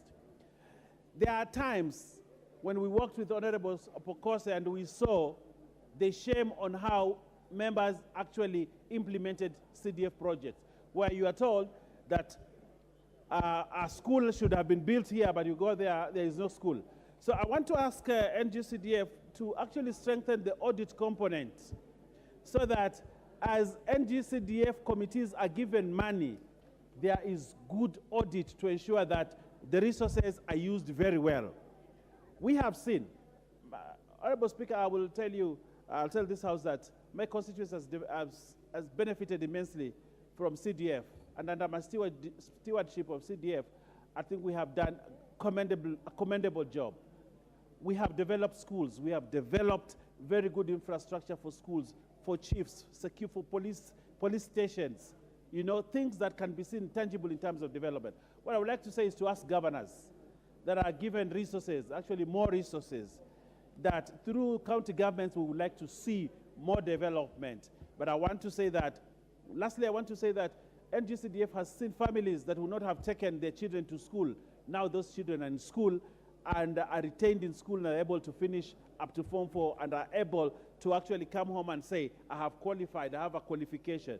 Kids who have gone to university because of NG-CDF. So I would like to ask those litigants, those perpetual litigants who are always running from one courtroom to the other to try to stop CDF, that they need to stop these shenanigans and allow Kenyans to experience the magic of NG-CDF. I thank you, Honorable Speaker. Thank you, Honorable Baya. Sarah Korere.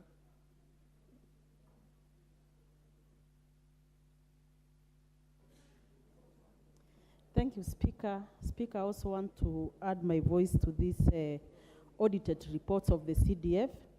And I want to take a particular concern, Mr. Speaker, on how these reports sometimes are released to the public, even without this House having a look at it. And Honorable Speaker, sometimes when some things are not verified, and you see a very big column in the newspaper that MPs are stealing from the CDF. And Honorable Speaker, I want to believe there is no sane MP who can steal from the CDF. And Honorable Speaker, as Honorable Bias mentioned, some of the constituencies that have been marginalized over the years have really benefited a great deal from CDF. And Honorable Speaker, I hope even in future or very soon, this House will revise the amount allocated to NG-CDF. Because when you come to some of our constituencies, the only trace of development you can see is what NGCDF has done. And NGCDF is a very classical example of what devolution can do, of what devolved funds can do. So, Honorable Speaker, we really wish to reiterate that even as members are grappling this year without the release of NGCDF, I think we should even add more monies to this NGCDF. Mr. Speaker, you know marginalization is real in this country. And when you come to some of our constituencies and some of the places we come from, marginalization has even been devolved. And that is why you hear the likes of Kuria asking for their own county. Even like Laikipia North would want to have our own county. But Honorable Speaker, there is no single constituency in this country that is not benefiting from the NGCDF funds. So, Mr. Speaker, I would really want to add my voice and say we would wish to add the percentage that is being devolved to NGCDF, and I urge my colleagues to be very, very diligent on how to use that NGCDF to make sure that places like Tiati will get more schools, more children go to school, so that we don't manufacture bandits year in, year out. Thank you, Mr. Speaker. You, Didymus.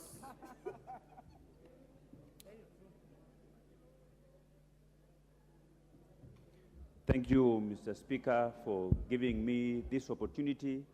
And I want to say that when you go through these reports by the Auditor General, you cannot doubt every single wording that has been put there, Mr. Speaker. And even as we all agree that NGCDF has done a very good job across this country, some of the audit queries raised, they touches on the competency of the accounting officers who actually fund account managers, Honorable Speaker. And it is very important that when the board recruits fund managers, they should be able to get very competent fund managers, because when these reports comes out and they have got very flimsy audit queries, people think that the member of parliament is to blame for all those audit queries. Yet our role is clearly stated in the law, Honorable Speaker, is to provide oversight.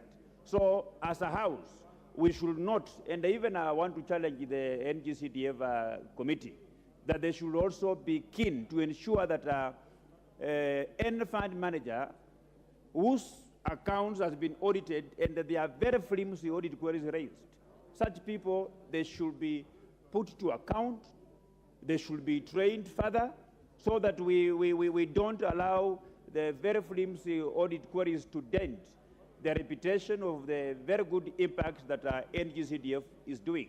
And lastly, Honorable Speaker, we are almost moving to the, we are almost at the tail end of the financial year. We kindly urge Treasury to release the pending money for NGCDF so that even new members of parliament can begin to rubber stamp their entry into political leadership by at least launching projects within their constituency, because as we speak today, Honorable Speaker, there is nothing they can write home about, and we hope that our economy will quick to improve so that the money can keep flowing and we can keep to continue paying our bursaries for our children, continue building and improving our educational infrastructure for our various schools across this country.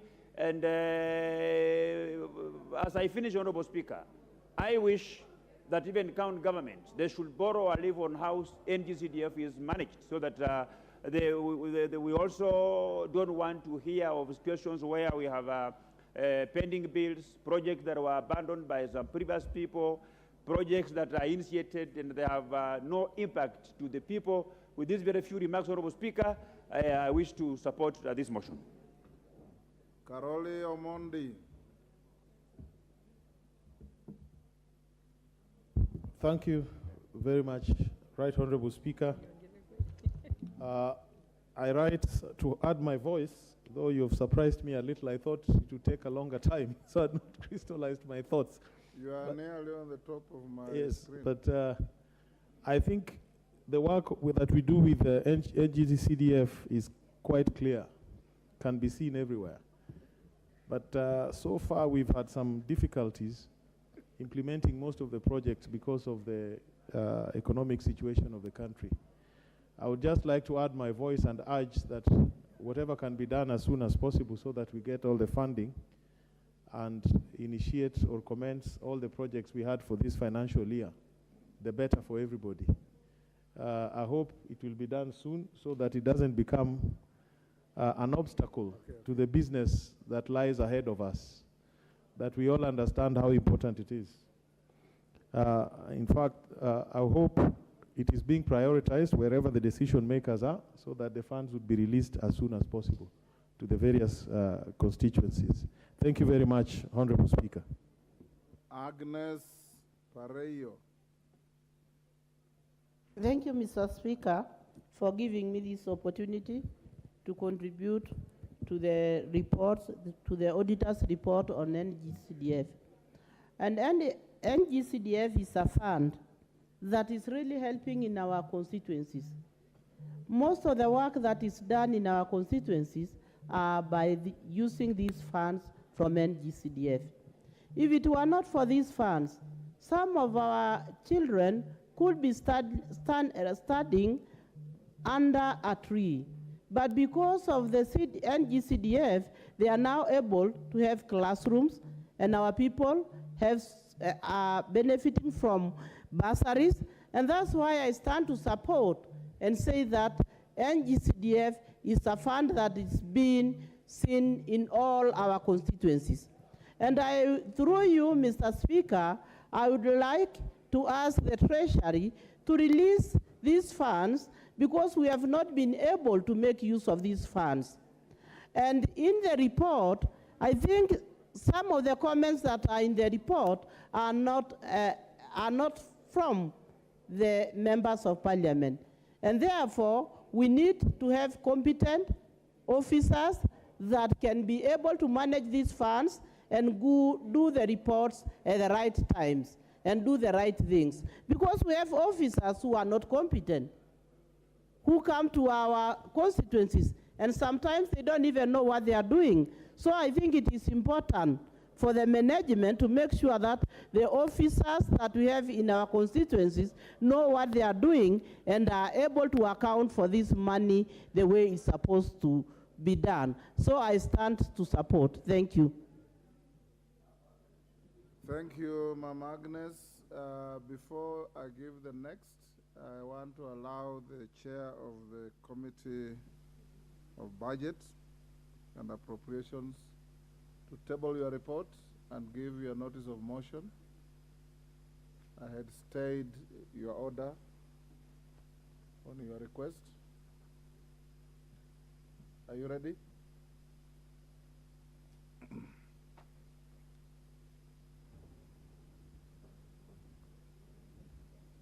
There you are. Thank you very much.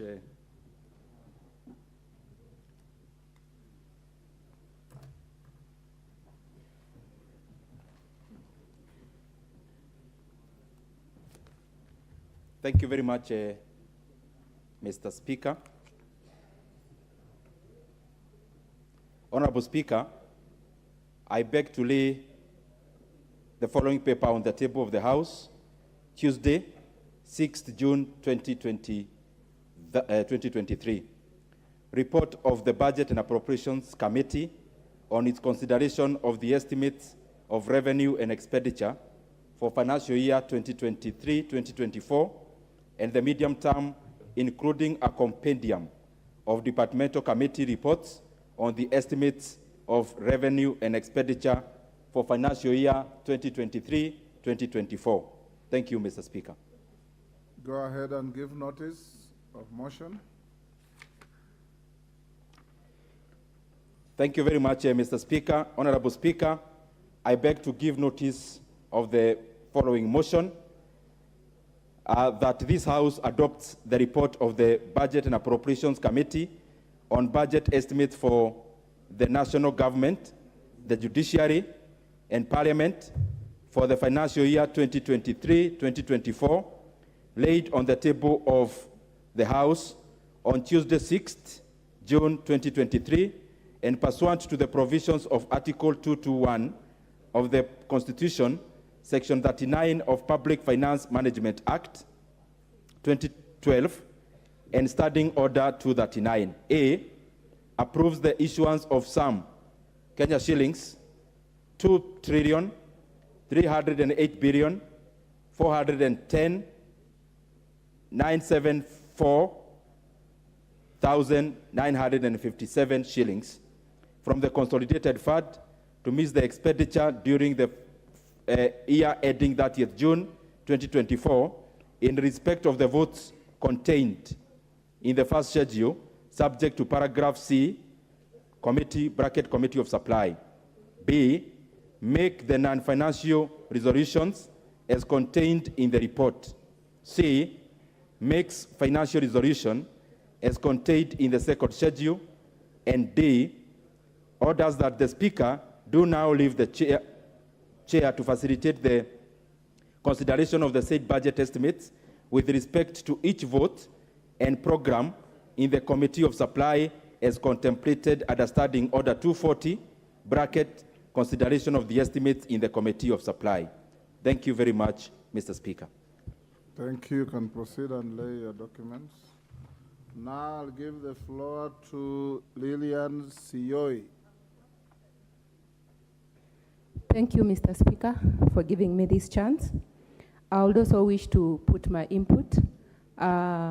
I would like to say that we need to check on the procurement process, because this is one part that has really affected the NGCDF programs, because it takes time at times to identify the merchant or the contractor, and by the time the work is being awarded to this person, probably takes too long until the project overstays.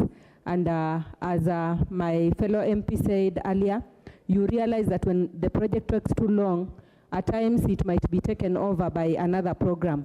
So this is one thing that we need to check on. And secondly, I also want to say that this fund has been of great help to the community.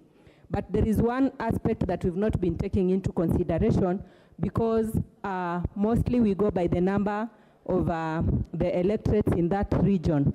But actually we also need to check on the level of poverty, because when it comes to infrastructure, there are areas that are more developed than others, which makes other MPs look like they're not working, because you realize that most of your parents in those schools are very poor, and the school is depending fully on NGCDF.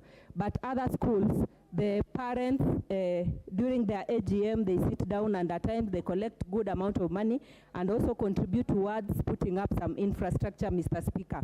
So I would wish to say that when we are allocating, especially when it comes to bursary money, we need to allocate based on the level of poverty of an area, because these are the students that are really needy, and they need more of bursary than just some allocation for the bursary. Because at times we give them money for the bursary. For example, you might give each student 5,000, and the school fees is around 40,000.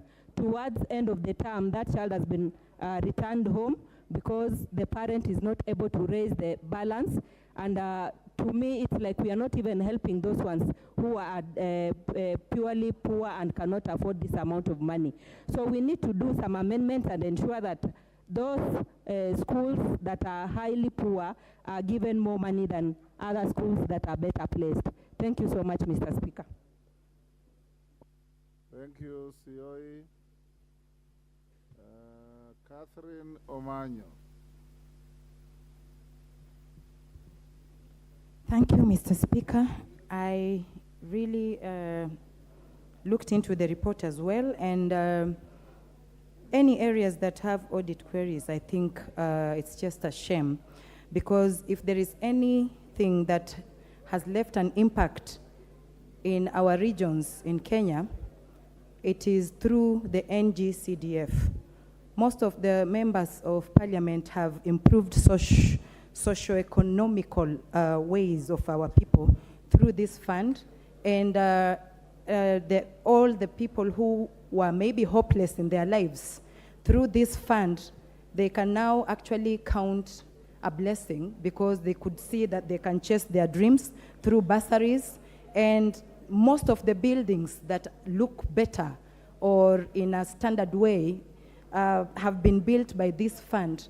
And that is why I was looking at the report and I'm like, if everybody here, like if we really want Kenya to be equal through this fund, this is one that can make regionally Kenyans to be equal. If you go to Coast or come to Western, you'll find that if it is schools, all the children across the country are being treated the same through the resources that this fund has been enabling the teachers to get, and equipment or buildings that come up. It makes a poor child or a rich child not to be detected easily because of such. So also poverty has been reduced because there are MPs who have built schools in a modern way in a very remote area that you wouldn't even expect a story building in such an area where even Google Map cannot direct you to.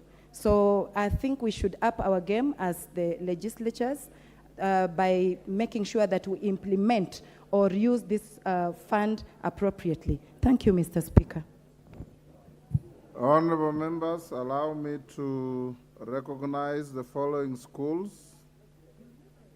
In the public gallery, Kirenga Girls from Lari, Kiambu, Holy Trinity Girls, Kapenguria, West Pokot, Karangare High School, Mbere North, Embu.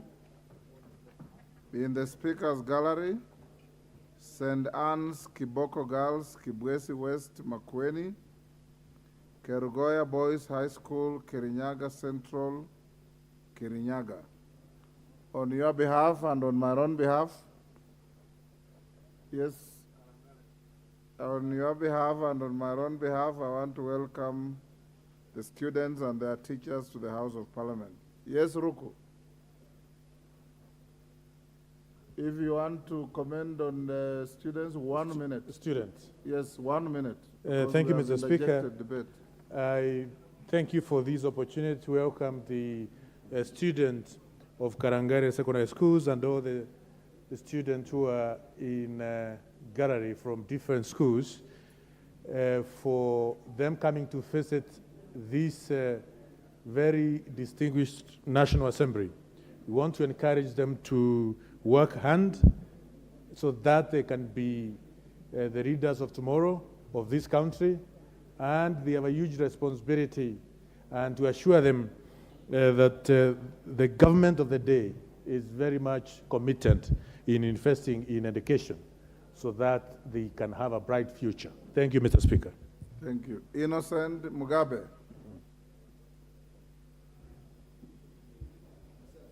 Thank you. Thank you very much, Mr. Speaker, for this opportunity. I would want also to contribute to the report that has been tabled on the audit of CDF funds. One thing I would like to say is that as members, we should really appreciate and take the audit issues seriously because it is through these audit checks that we'll be able to realize areas of improvement. It is through these audit checks that we'll be able to know best practices that have been used in other places and that can be replicated in other areas.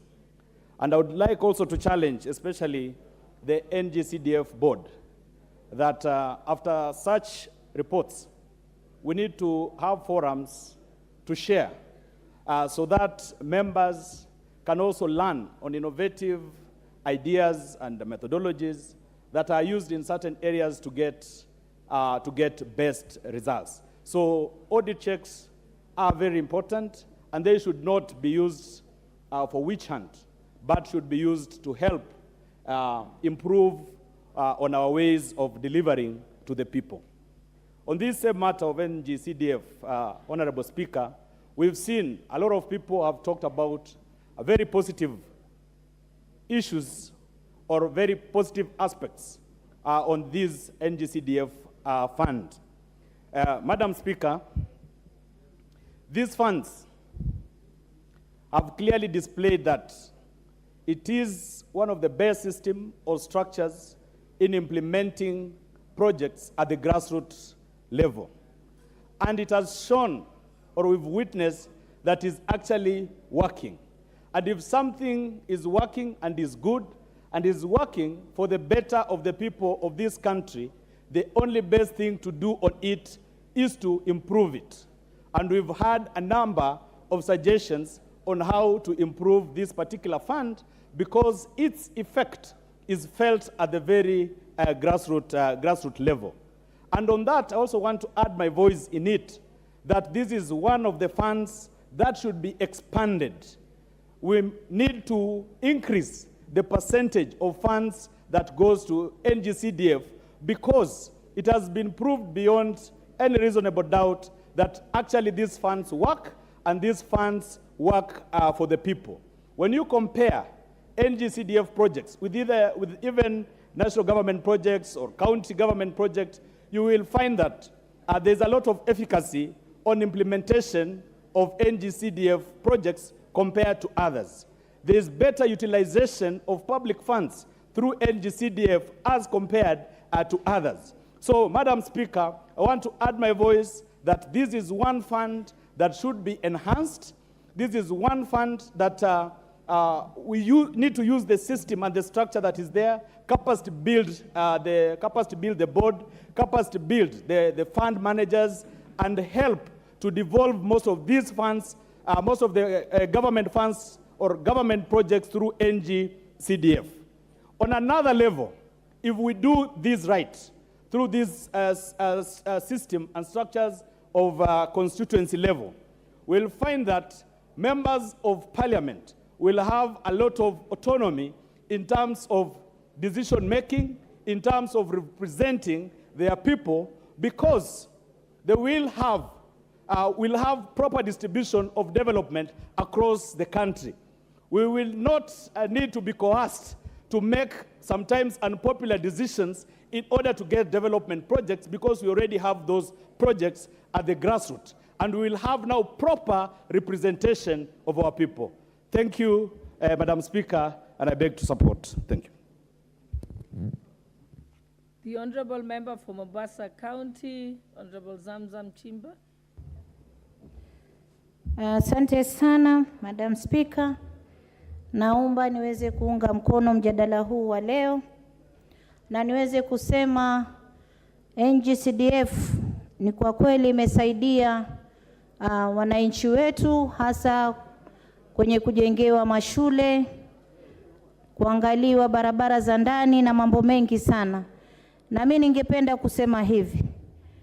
Pengine leo tuzungumzia NGCDF peke yake, lakini Madam Speaker, wewe ukiwa pale kwenye kiti uko kwenye ngafu na pia tuweze kusukuma na mambo yetu pia ya ngafu.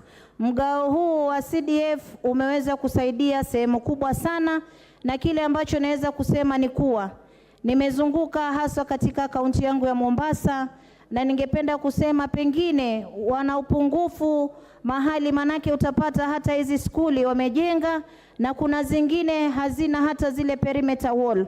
Kwa hiyo mimi ningependa kusema hivi, msaada umetokea mkubwa sana katika NGCDF, lakini waweze kuangalia ule mkono kama waweza ukavuka kidogo ili waweze kusaidika zaidi. Hata kama mtu anajenga skuli, basi aweke na ile perimeter wall. Kwa mfano nimekuwa katika Jomvu High School, Jomvu Secondary, na ni skuli kubwa, lakini wale ni watoto wa kike pale hawana hata ile fence, perimeter wall hakuna, na ni boarding school. Kwa hiyo mimi napenda kusema hivi, pengine na nilivyokuwa pale mwalimu mkuu aliniambia kuwa kulikuwa na lalama kuwa pesa hazikuweza kutosha, zimetosha kidogo kidogo ya kujenga zile dormitories na skuli kidogo, laboratory pia wanahitaji zingine, na wamelia sana kuwa wao wako katika hali hatari ya kuweza kuingiliwa wakati wowote. Kwa hiyo mimi na support mjadala huu, ila nasema hawa wabunge nao pia waongezewe. Na sisi kina mama wangafu pia, maana yake huwa ikitajwa NGCDF wabunge mimi na waombeni. Sisi tukiwapigia upato hapa, na nyinyi pia muangalie kina mama wa kaunti 47 kuwa pia mgao wetu unakuja kwa wakati. Manake mpaka sasa na sisi hatujapata mgao na hali ziko tata kule mashinani. Kuna mambo ambayo tunataka kufanya kama kina mama wa kaunti 47, lakini mgao haujakuja licha ya kuwa mgao wenyewe ni mdogo sana. Kwa hiyo na support mjadala huu. Asante sana, Madam Speaker. Member for Gilgil, Honorable Martha Wangari. Thank you, Madam Speaker. I also rise to support this report and agree with members that NGCDF is one of the models that actually is held not only in the country, but across the globe and the continent, Madam Speaker. Just recently, we were hosting the Zambia delegation led by the Speaker, Madam Speaker, and the one thing that they were keen to learn and implement in their country was that they wanted to ensure they have a model like CDF, and they are trying to craft that law guided by the NGCDF Act because it is a trailblazer in this area, Madam Speaker. I want to join my colleagues to note that the issues that are seen in the constituencies and in the counties, Madam Speaker, it is mostly NGCDF work that is even more visible than what is even being done by the counties, Madam Speaker. If you compare the over 380 billion that goes to the counties, the output it gets, and the just below 50 billion that goes to the 290 constituencies and the work it has done, Madam Speaker, you will see that this fund is actually what is needed in the grassroots and in our constituencies, Madam Speaker. I want to note, Madam Speaker, like for the new constituencies, like Gilgil, which was a part of Naivasha a while back, Madam Speaker, we never used to see the development and the growth we are able to see today. Right now, that constituency can boast of a technical training institute, courtesy of CDF, can boast of many schools being centers of excellence, many students being educated through the bursaries, many chiefs, many police officers being housed because of the CDF. So, Madam Speaker, the issue and the need for CDF cannot be gainsaid, Madam Speaker. But I also want to note that we also have to be very keen from the recruitment of all the accounting officers. We also have to be keen in the recruitment of the audit officers, Madam Speaker, so that it does not become witch hunt. Because we will see a fund manager dealing with internal auditors this week. Next week, they have external auditors. The other week, they have Kenao. So we also must be brave enough to root out the corrupt audit officers in that system, Madam Speaker, so that it is not used as a witch hunt for members of parliament. It is not used as a political tool to actually embarrass any county, but to get output and to get that streamlined, Madam Speaker.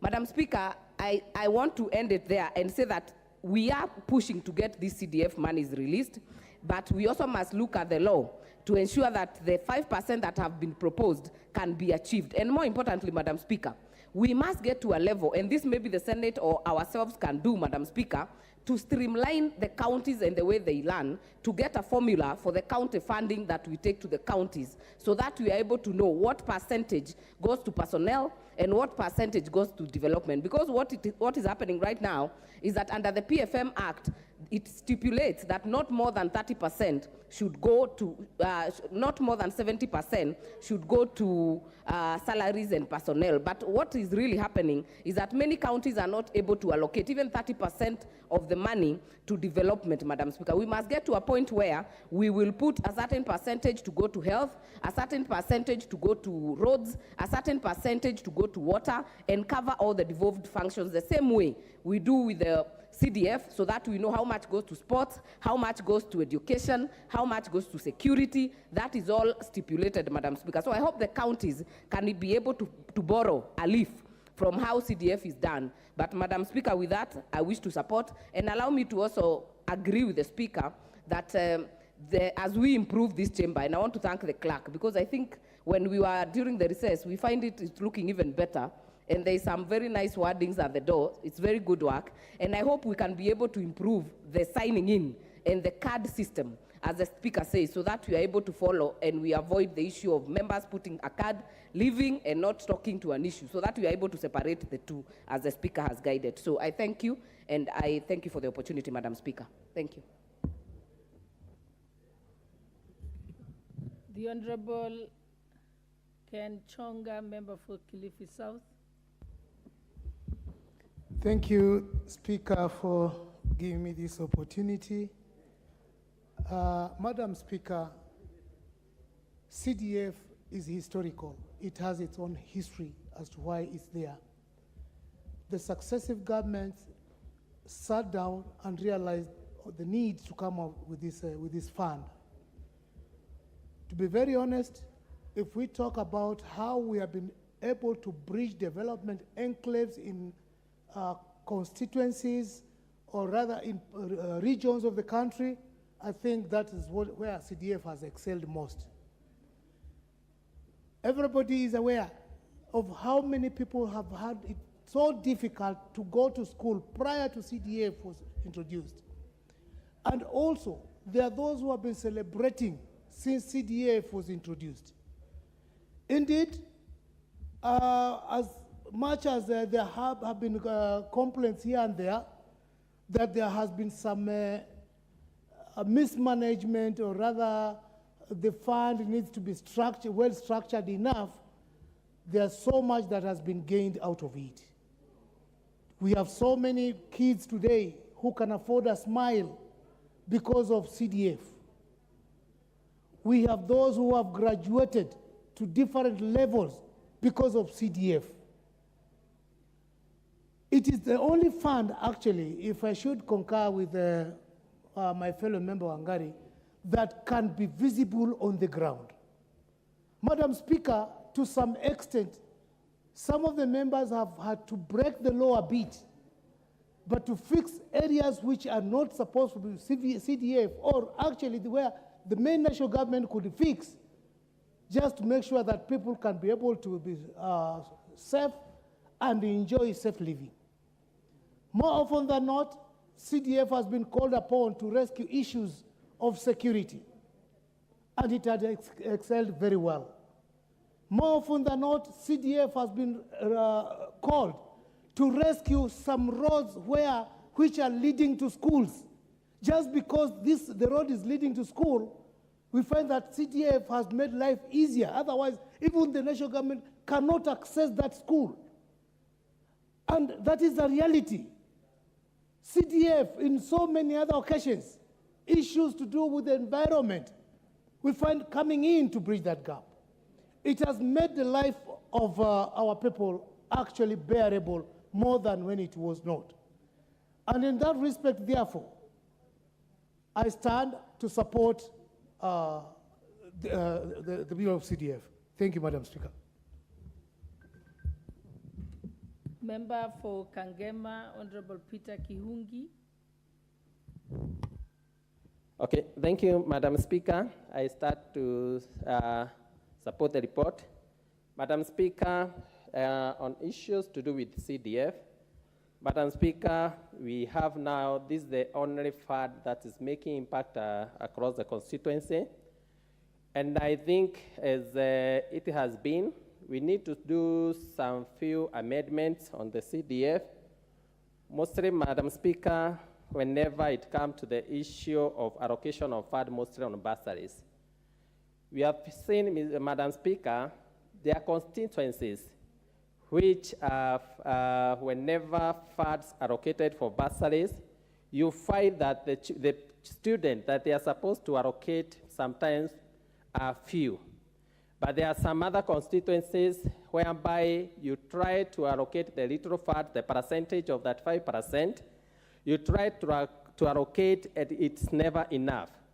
Madam Speaker, as we speak the issue of one man, one vote, one shilling, I think one of the areas that we might have a quick fix is where the percentage of allocation of bursaries should go to by the need, whereby you can find a constituency maybe in Nairobi.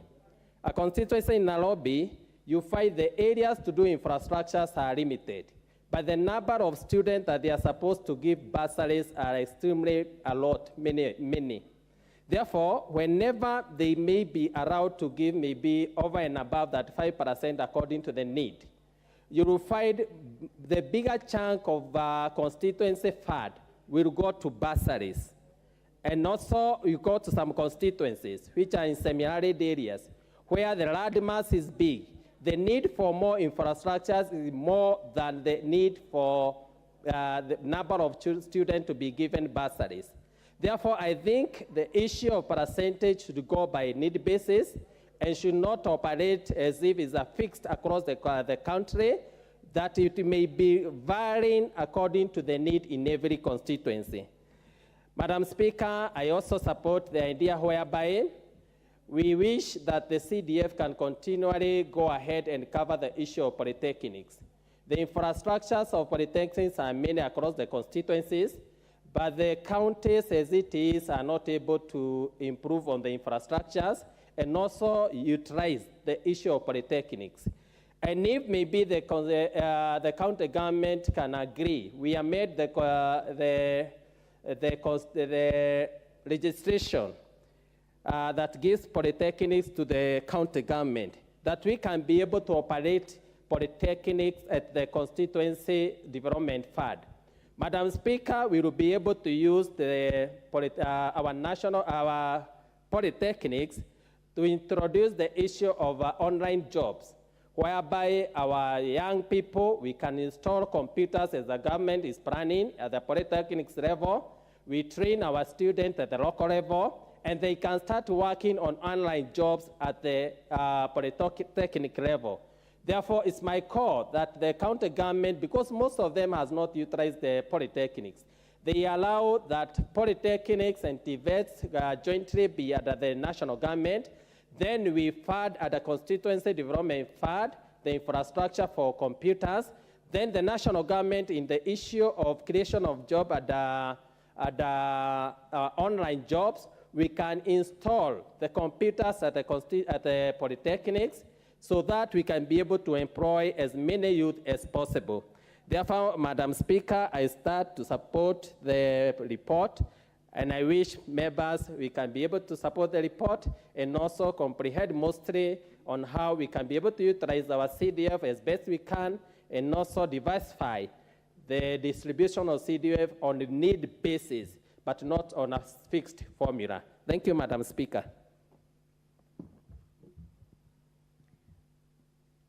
The Honorable Beatrice Kemei, member for Kericho County. Thank you, Madam Speaker. I had spoken to the same, but however, allow me to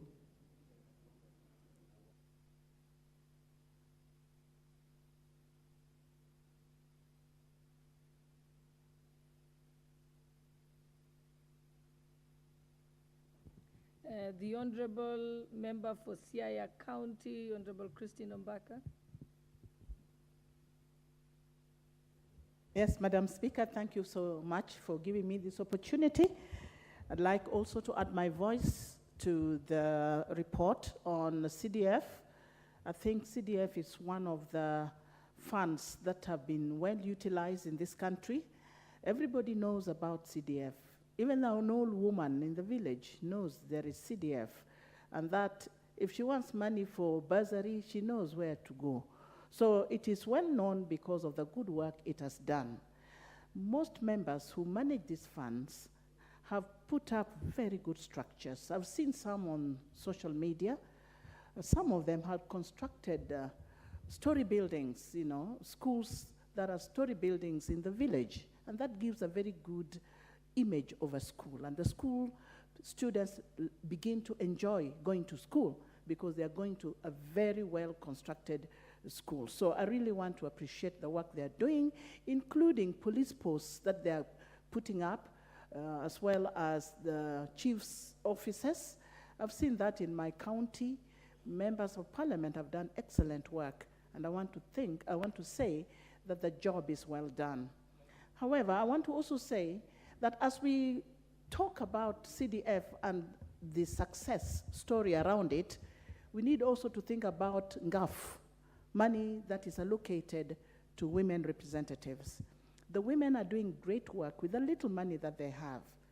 They don't construct schools, but they do other work that is related to schools, and sometimes they also bring into boarding schools beds, especially where there are no beds in certain schools. I have done that myself, I'm a woman rep for Siaya County, and I've made many, many beds for boarders because they're sleeping they're sharing beds, or sometimes they sleep on the floor, and it's not looking very healthy. As we talk about CDF, never forget about NGAF, because they are sisters. They work together as a team. We work together with members of parliament, but the unfortunate thing is that our money is far too little, and we cover such a huge area. We have a whole county. I cover 6 constituencies. That is also 30 wards. It's not easy to bring development with this money when you're covering a whole county. So I would like to highlight the fact that we should never forget about women reps whose money is so little, and when it comes to this house, let's always support women reps as well and increase the money that they have so that they can do a better job and just equal to the task of CDF. Otherwise, I want to take it that all of us are great performers. We want to do the best for our counties, and all that matters to all of us. Whether you're a woman rep or you're a member of parliament, you need money to bring development to your people. So let's support each other when it comes to increasing the funds for any one of them. Thank you, and I support the report. Member for Sirisia, Honorable John Waluke. Thank you very much, Madam Speaker, to give me a chance also to speak on this. Madam Speaker, the work of CDF is known, and it is seen, it is visible everywhere in the country, Madam Speaker.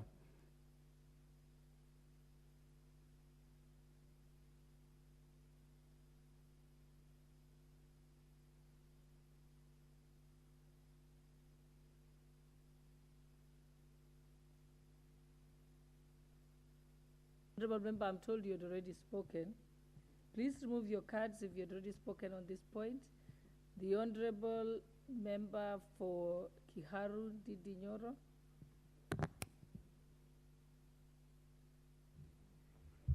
Thank you very much, Mr. Speaker. Madam Speaker, sorry. I rise to give my comments in regards to the report before us. And Madam Speaker, from the onset, I want to say that I am a very excited supporter of NGCDF. One, because, Madam Speaker, many times we talk about national expenditure and we talk about what the government is doing, but, Madam Speaker, at many times, the citizens of Kenya are not able to conceptualize exactly what is government, who is government.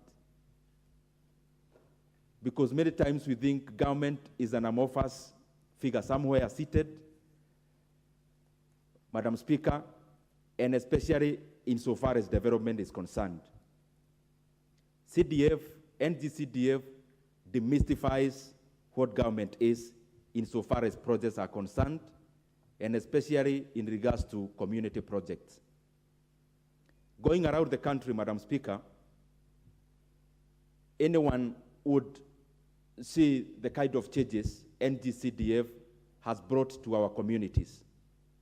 Hardly would you go to any side of Kenya, to any corner of Kenya, without seeing the significance of NGCDF in regards, Madam Speaker, to projects that touch the members of our localities, and especially in the deepest, Madam Speaker, of the villages of Kenya. And therefore, Madam Speaker, we must keep on supporting NGCDF in all ways. We are already doing that through the budget. I am sure we'll be mentioning that tomorrow, insofar as enhancing NGCDF is concerned. And Madam Speaker, even structurally, I always feel that other devolved funds can borrow a lot from NGCDF, because the way in which NGCDF is administered, Madam Speaker, it can be a very good learning book for any country, and even within our country in regards to development funds. This is a fund where out of 100 shillings allocated, 95 goes into real, tangible development projects. And Madam Speaker, when we talk about real development projects, NGCDF is not just a kitty for building infrastructure, but also of adding value to the highest resource we have in the country, which is the human resource.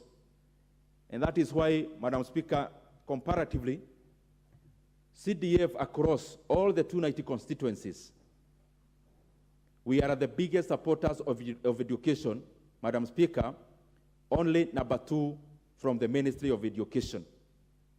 And this goes a long way into adding value, into servicing the human capital, because it is the highest priced factor of production that we have as a country. Madam Speaker, I have been toying with the idea that because we have been there as NGCDF, and a lot has happened in terms of brick and mortar, probably we could entertain ideas of even enlarging the bracket of bursaries that you are able to offer through NGCDF, and especially from the current BAD from 25 to 35% to somewhere around 50%. And the reason why, Madam Speaker, I've been entertaining this idea, I have a program supported by NGCDF in Kiharu, which we call Kiharu Masomobora Program, which supported by NGCDF, the parents of Kiharu who have their young ones in their schools, they pay only 1,000 per term, only 1,000 per term in terms of school fees. And those that which are interested in having remedial, they can have local arrangement with the teachers, but to a maximum of 1,000 per term. Madam Speaker, this is to enhance having as many of the people of that age in schools, but also, Madam Speaker, by making also school exciting. Because one of the things we've done even in that program is that we realized, even us when we was in school, we could be kept in school more hours, not because of books, but other things that happens, and especially food. So after realizing that and knowing that we can't change that fact, we worked around it, changed even the menu, where majority of us, when we was in school, we would take our staple food from Monday to the last day of the week, which is Friday. What we've done is to recalibrate the same. We have rice 3 days and the staple food, which is the 3 days. And we also provide food over Saturday, Madam Speaker, so that those learners who would want to be in school even on Saturdays have an opportunity to be in school. Madam Speaker, I don't just wish to give the scorecard, but I am giving the facts in terms of how NGCDF can be transformative. Out of 112 public primary schools in Kiharu, Madam Speaker, when we took over, and with the assistance of NGCDF, our classrooms were dilapidated. They never qualified to be called classrooms, Madam Speaker, because they were structures that looked more like museums. But Madam Speaker, through NGCDF, we have been able to transform all the 112 public primary schools, and all of them, they look like what we call like academies, and all of them are tiled, Madam Speaker, to the exclusion of none, all the 112. Madam Speaker, the reason I'm saying that this is because I believe NGCDF being a community fund, there is a lot we can do around it, and especially in how we expend that money. Community money should not be expended by big contractors from big cities. The contractors who should benefit from the funds that are community-based are actually the people around the areas that we undertake those projects. And that is what we did in Kiharu, Madam Speaker. All our projects, we involve the local community. We use the procurement methods that necessitate that all the money remains around the community. And Madam Speaker, by doing so, initially we imparted skills. Number one of fixing tiles to 150 foodies from Kiharu who have done all the tiling. And we also trained our in-house team of 150 who do all the manner of professional painting that we do. The reason I'm saying this is not basically because of Kiharu and GCDF. I'm saying this having Kiharu and GCDF as a representation of the other 290, just to show the country the level at which NGCDF can transform. Madam Speaker, because of the nature of this fund, we have had many other countries coming to Kenya. Just recently, I was with one of our colleagues, a friend of mine from the Parliament of Zambia. They have a similar fund like NGCDF, and Madam Speaker, they actually came to benchmark on how to administer NGCDF from Kenya. We have to keep ourselves alive into the dynamics of change, even in management of such funds, so that we do not again give these kind of tale stories like the ones we give when Singapore came to Kenya to run about national development. And therefore, the more the reason that NGCDF had to keep evolving so that it continues, Madam Speaker, to address issues that are current.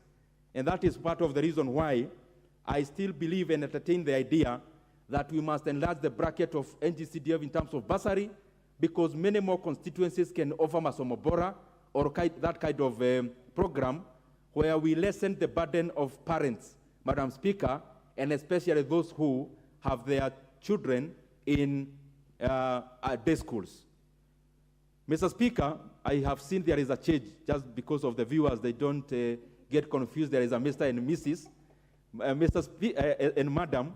Mr. Speaker, I support this report and support the fact that we continue to be audited properly through internal auditors and also the Office of the Auditor General, because anywhere money is concerned, Mr. Speaker, and we are paying people for them to check on us, it is important for them to continue doing that job so that every shilling will count insofar as community development is concerned. Thank you, Mr. Speaker, and I also want to hail the kind of good work that we see being done in Homa Bay Town constituency, which is also one of the leading constituencies in terms of administering NGCDF. Thank you very much, Mr. Speaker.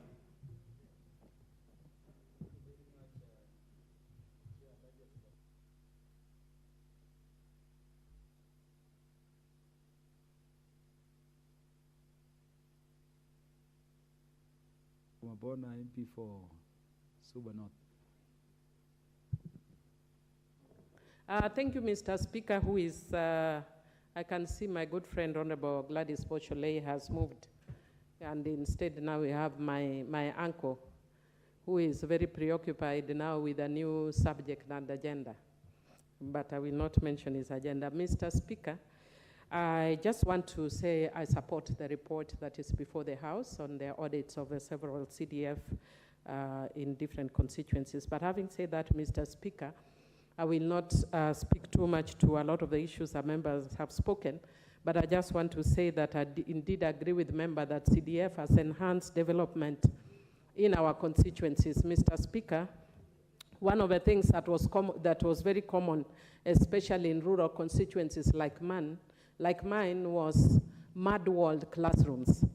With CDF, mud-walled classrooms have become a thing of the past.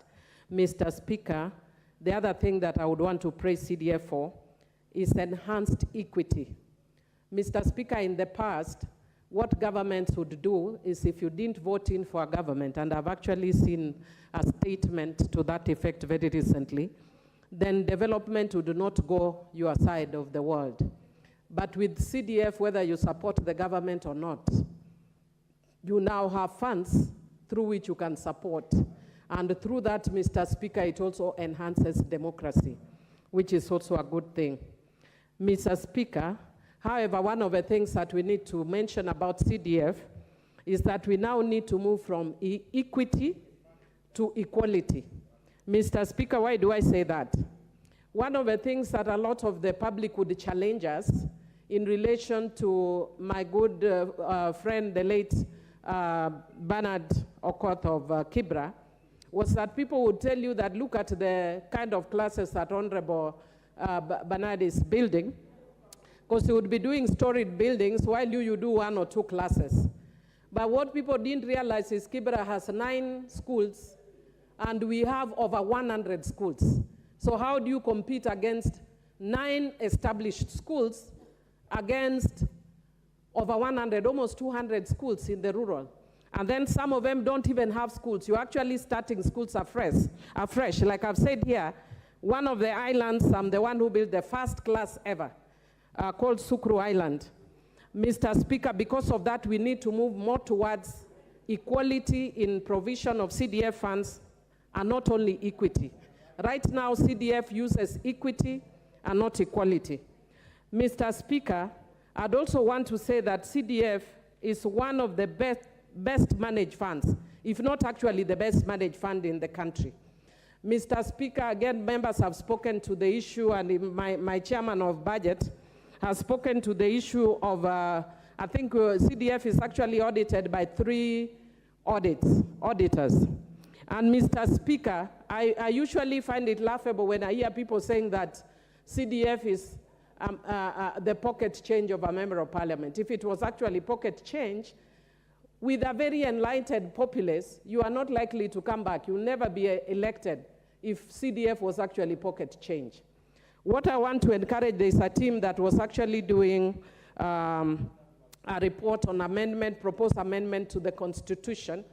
And what I would want to encourage, I wasn't in that committee, but what I want to encourage is we need to bring a bold proposal that changes the architecture of governance so that we don't just think in the traditional way of governance, and we come up with a sui generis system that works for Kenya, so that we don't say that we have the 3 arms of government and each of them must have this system working. Why should we kill a system that is working well, that many countries are actually trying to emulate?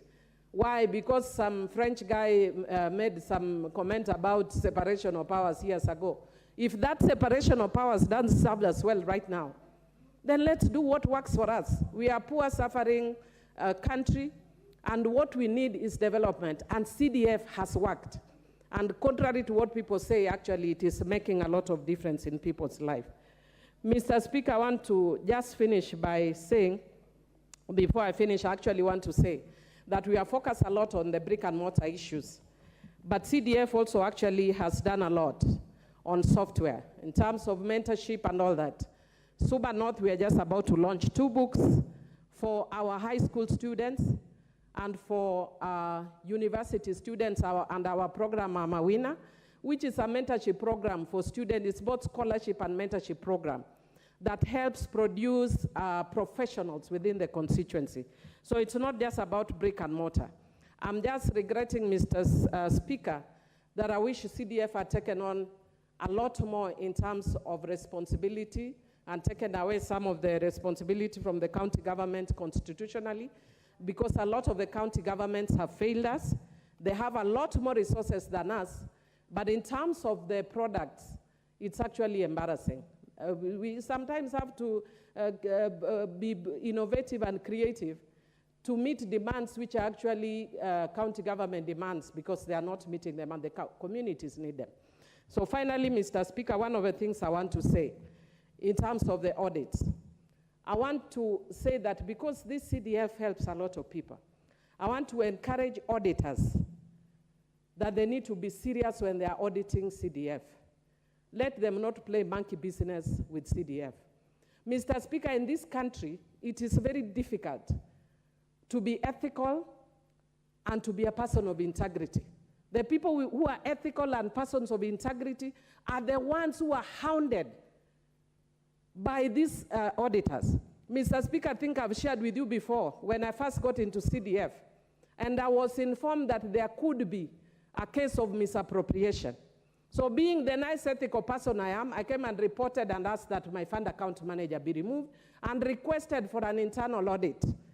I have regretted to date why I bothered to be a good citizen, because we were actually given a false audit, creating fake schools, creating purported misappropriation, and then different government agencies that are supposed to be the ones that are ensuring that people do the right things are busy following you, asking you to give them bribes of 3 million. I told them to go to hell.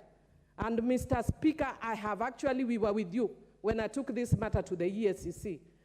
I am actually sad to date that that matter has not been followed up. When you give a wrong and false audit, you say that a school that exists in Suba North does not exist. It's an imaginary school. And we give you bank records that shows that it was given money. merely because we've refused to give you 3 million. Honorable members of parliament here are shy, they don't want to say the things that go on in CDF in terms of our oversight role. Why? Because you know if you speak, you will be targeted. Me, I'm willing to be targeted so that things can go right. We are tired of being asked for money. Auditors start auditing and the first thing they tell you is bring upfront so much money. For what? For nothing. And if you don't give, your results are qualified. So continue qualifying, but you need to do the right thing. I will speak the correct things until I leave this house. Even if I am sacrificed for speaking the right thing, I will. But we need to do the right thing that serves Kenyans. Because we came here to serve Kenyans, not to take away money from Kenyans. So I'd want to encourage, first of all, the CDF office in Nairobi to look into how that audit was done so wrong that it is even embarrassing. When I actually showed them with evidence and proof that all these things that are being given here are false. To date, nothing has been taken against the auditor who did that report. What about the Ethics and Anti-Corruption Commission? They have not done anything. Instead, what you get is DCI, other agencies following you, asking you for bribes every now and again. And I want to tell them, shame on you. And the next time you call me, I'm going to mention you here by name. Stop following us here for bribes.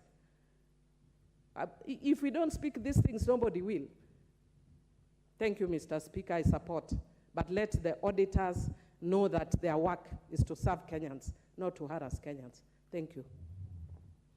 Thank you, Honorable Millie Odhiambo Mabona, for that good direction in terms of how we should audit. The Honorable Rashid Bedsimba, the MP for Kisauni.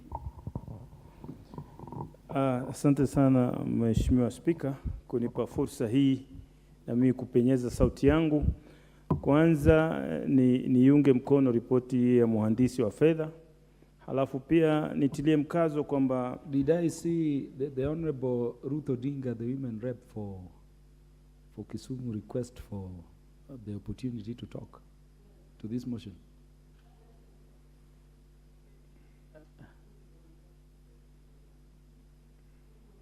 Is Honorable Ruto Dinga in the house? Proceed, Honorable Bedsimba. Asante Mheshimiwa Spika. Nitie sauti yangu hasa kwa miradi hii ya hazina ya NGCDF. Mheshimiwa Spika, ile miradi inayoonekana katika maeneo yetu ni ya NGCDF. Na la kusikitisha zaidi ni kwamba hivi sasa tunakaribia mwaka mwingine, hata robo ya pesa hatujapata. Ni hatari sana kwa sababu hii ndio fedha ambazo zilikuwa zinasaidia mwananchi ambaye ni maskini, ambaye hajiwezi, lakini sasa hana la kufanya kwa sababu ofisi zetu hazina fedha.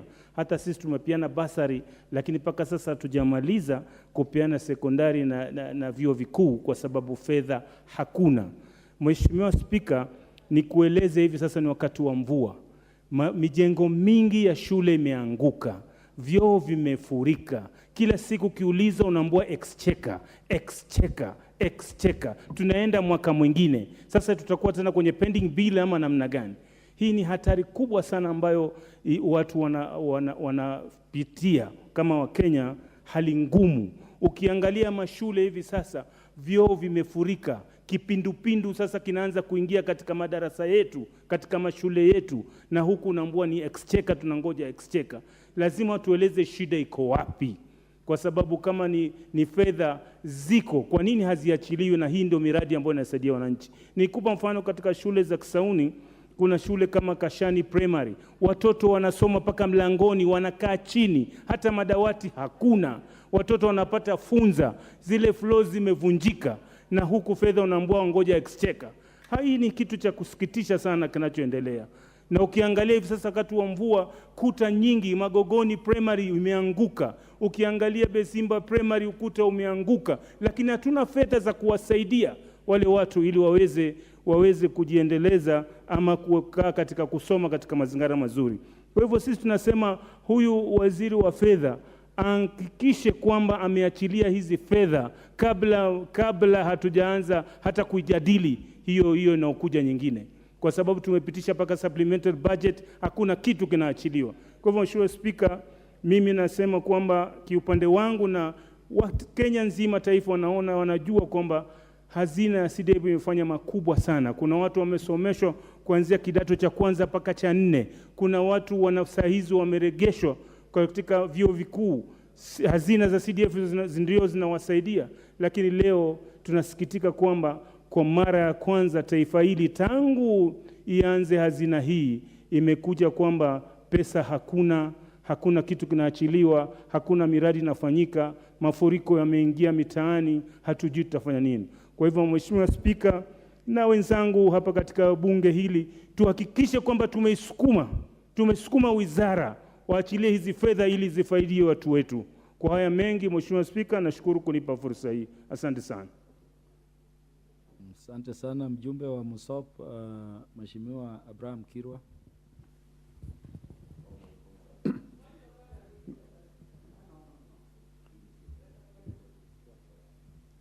Mr. Speaker,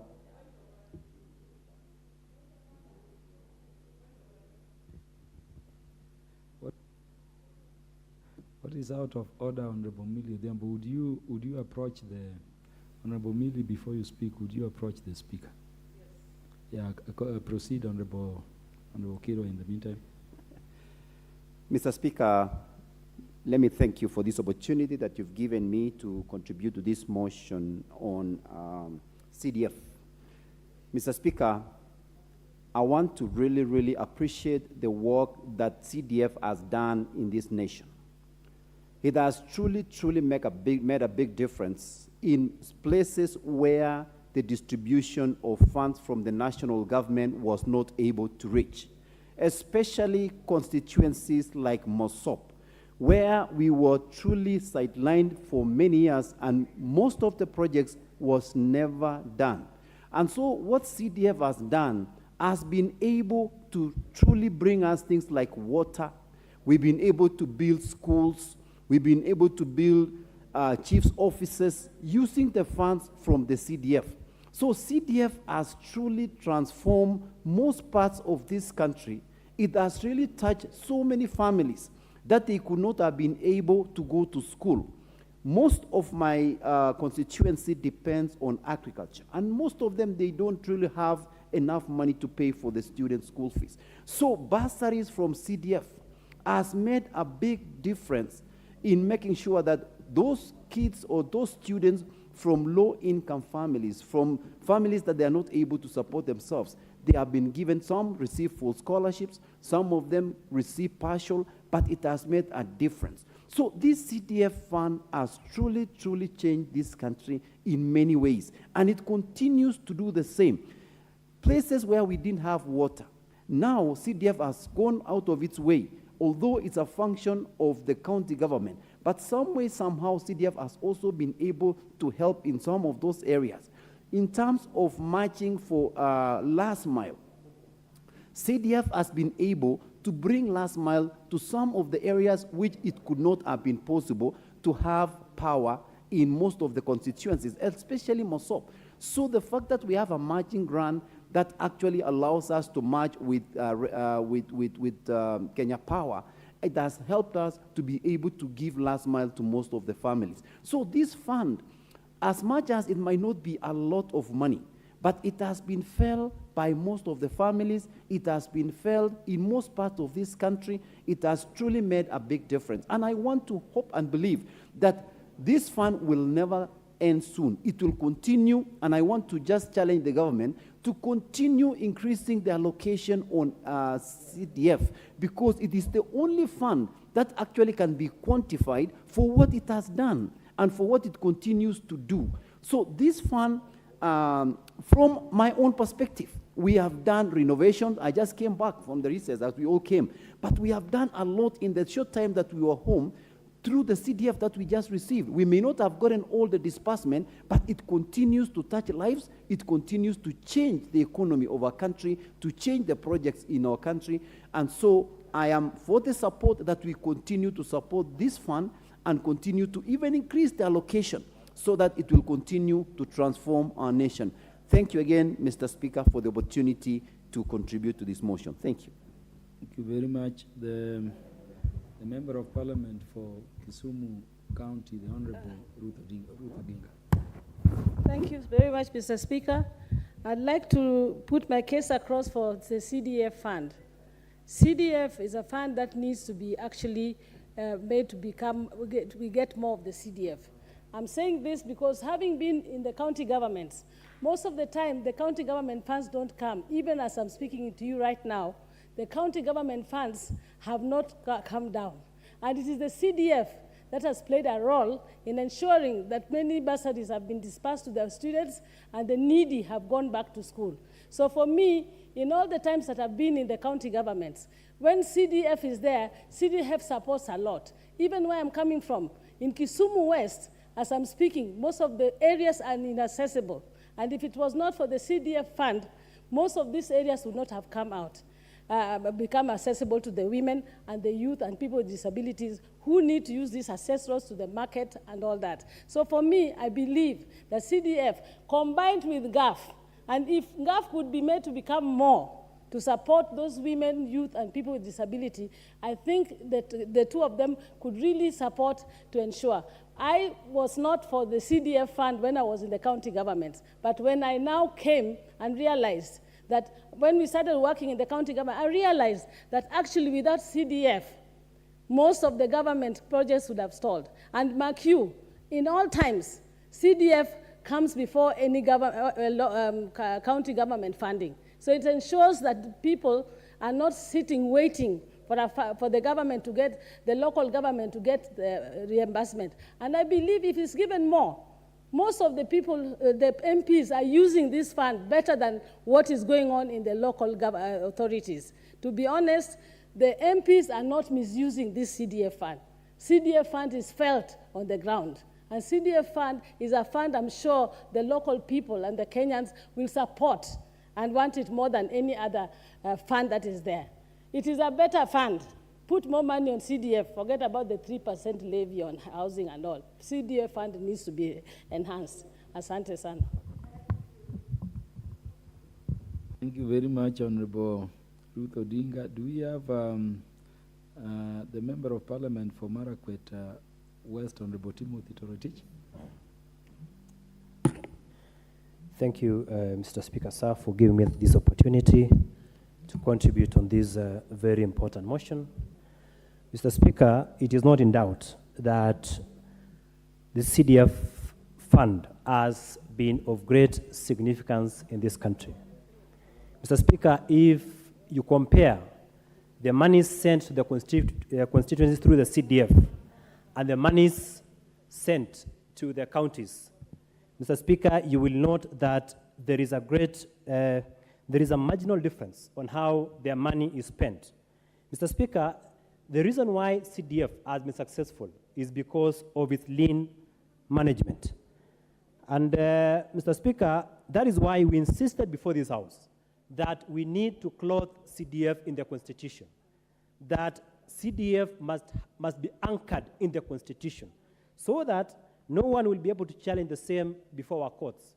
Mr. Speaker, CDF has assisted in terms of developing our infrastructure.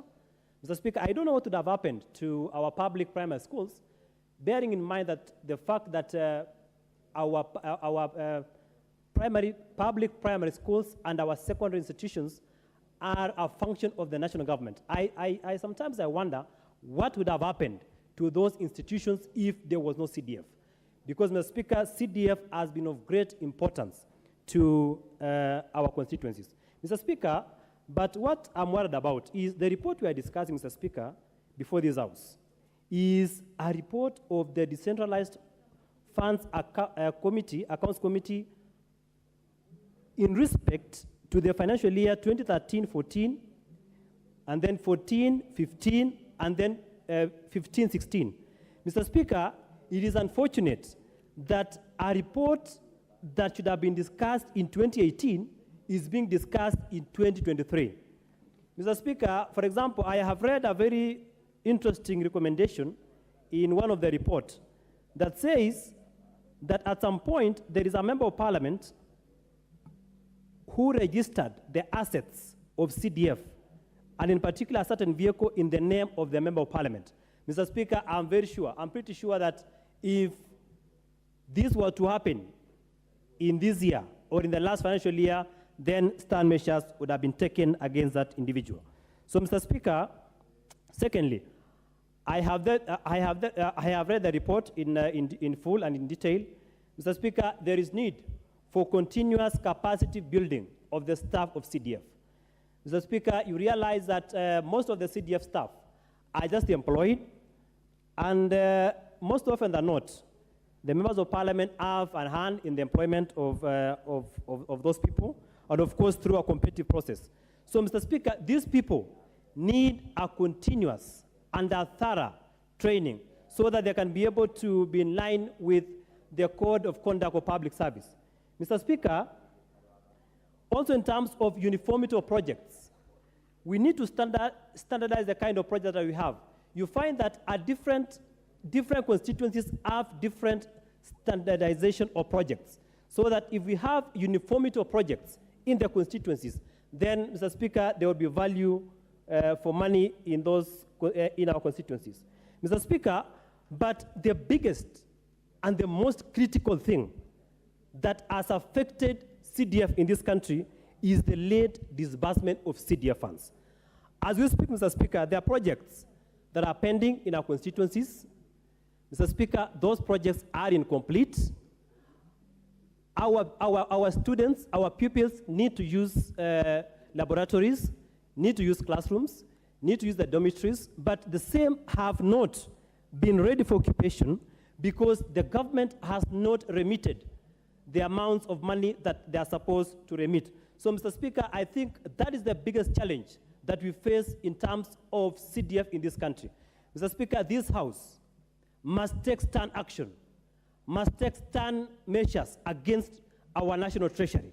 Mr. Speaker, there is no reason why other government departments are fully funded, whereas our constituency development funds have not been remitted to the constituency. Mr. Speaker, as we speak, there are no funds for development that have been disbursed in the constituencies.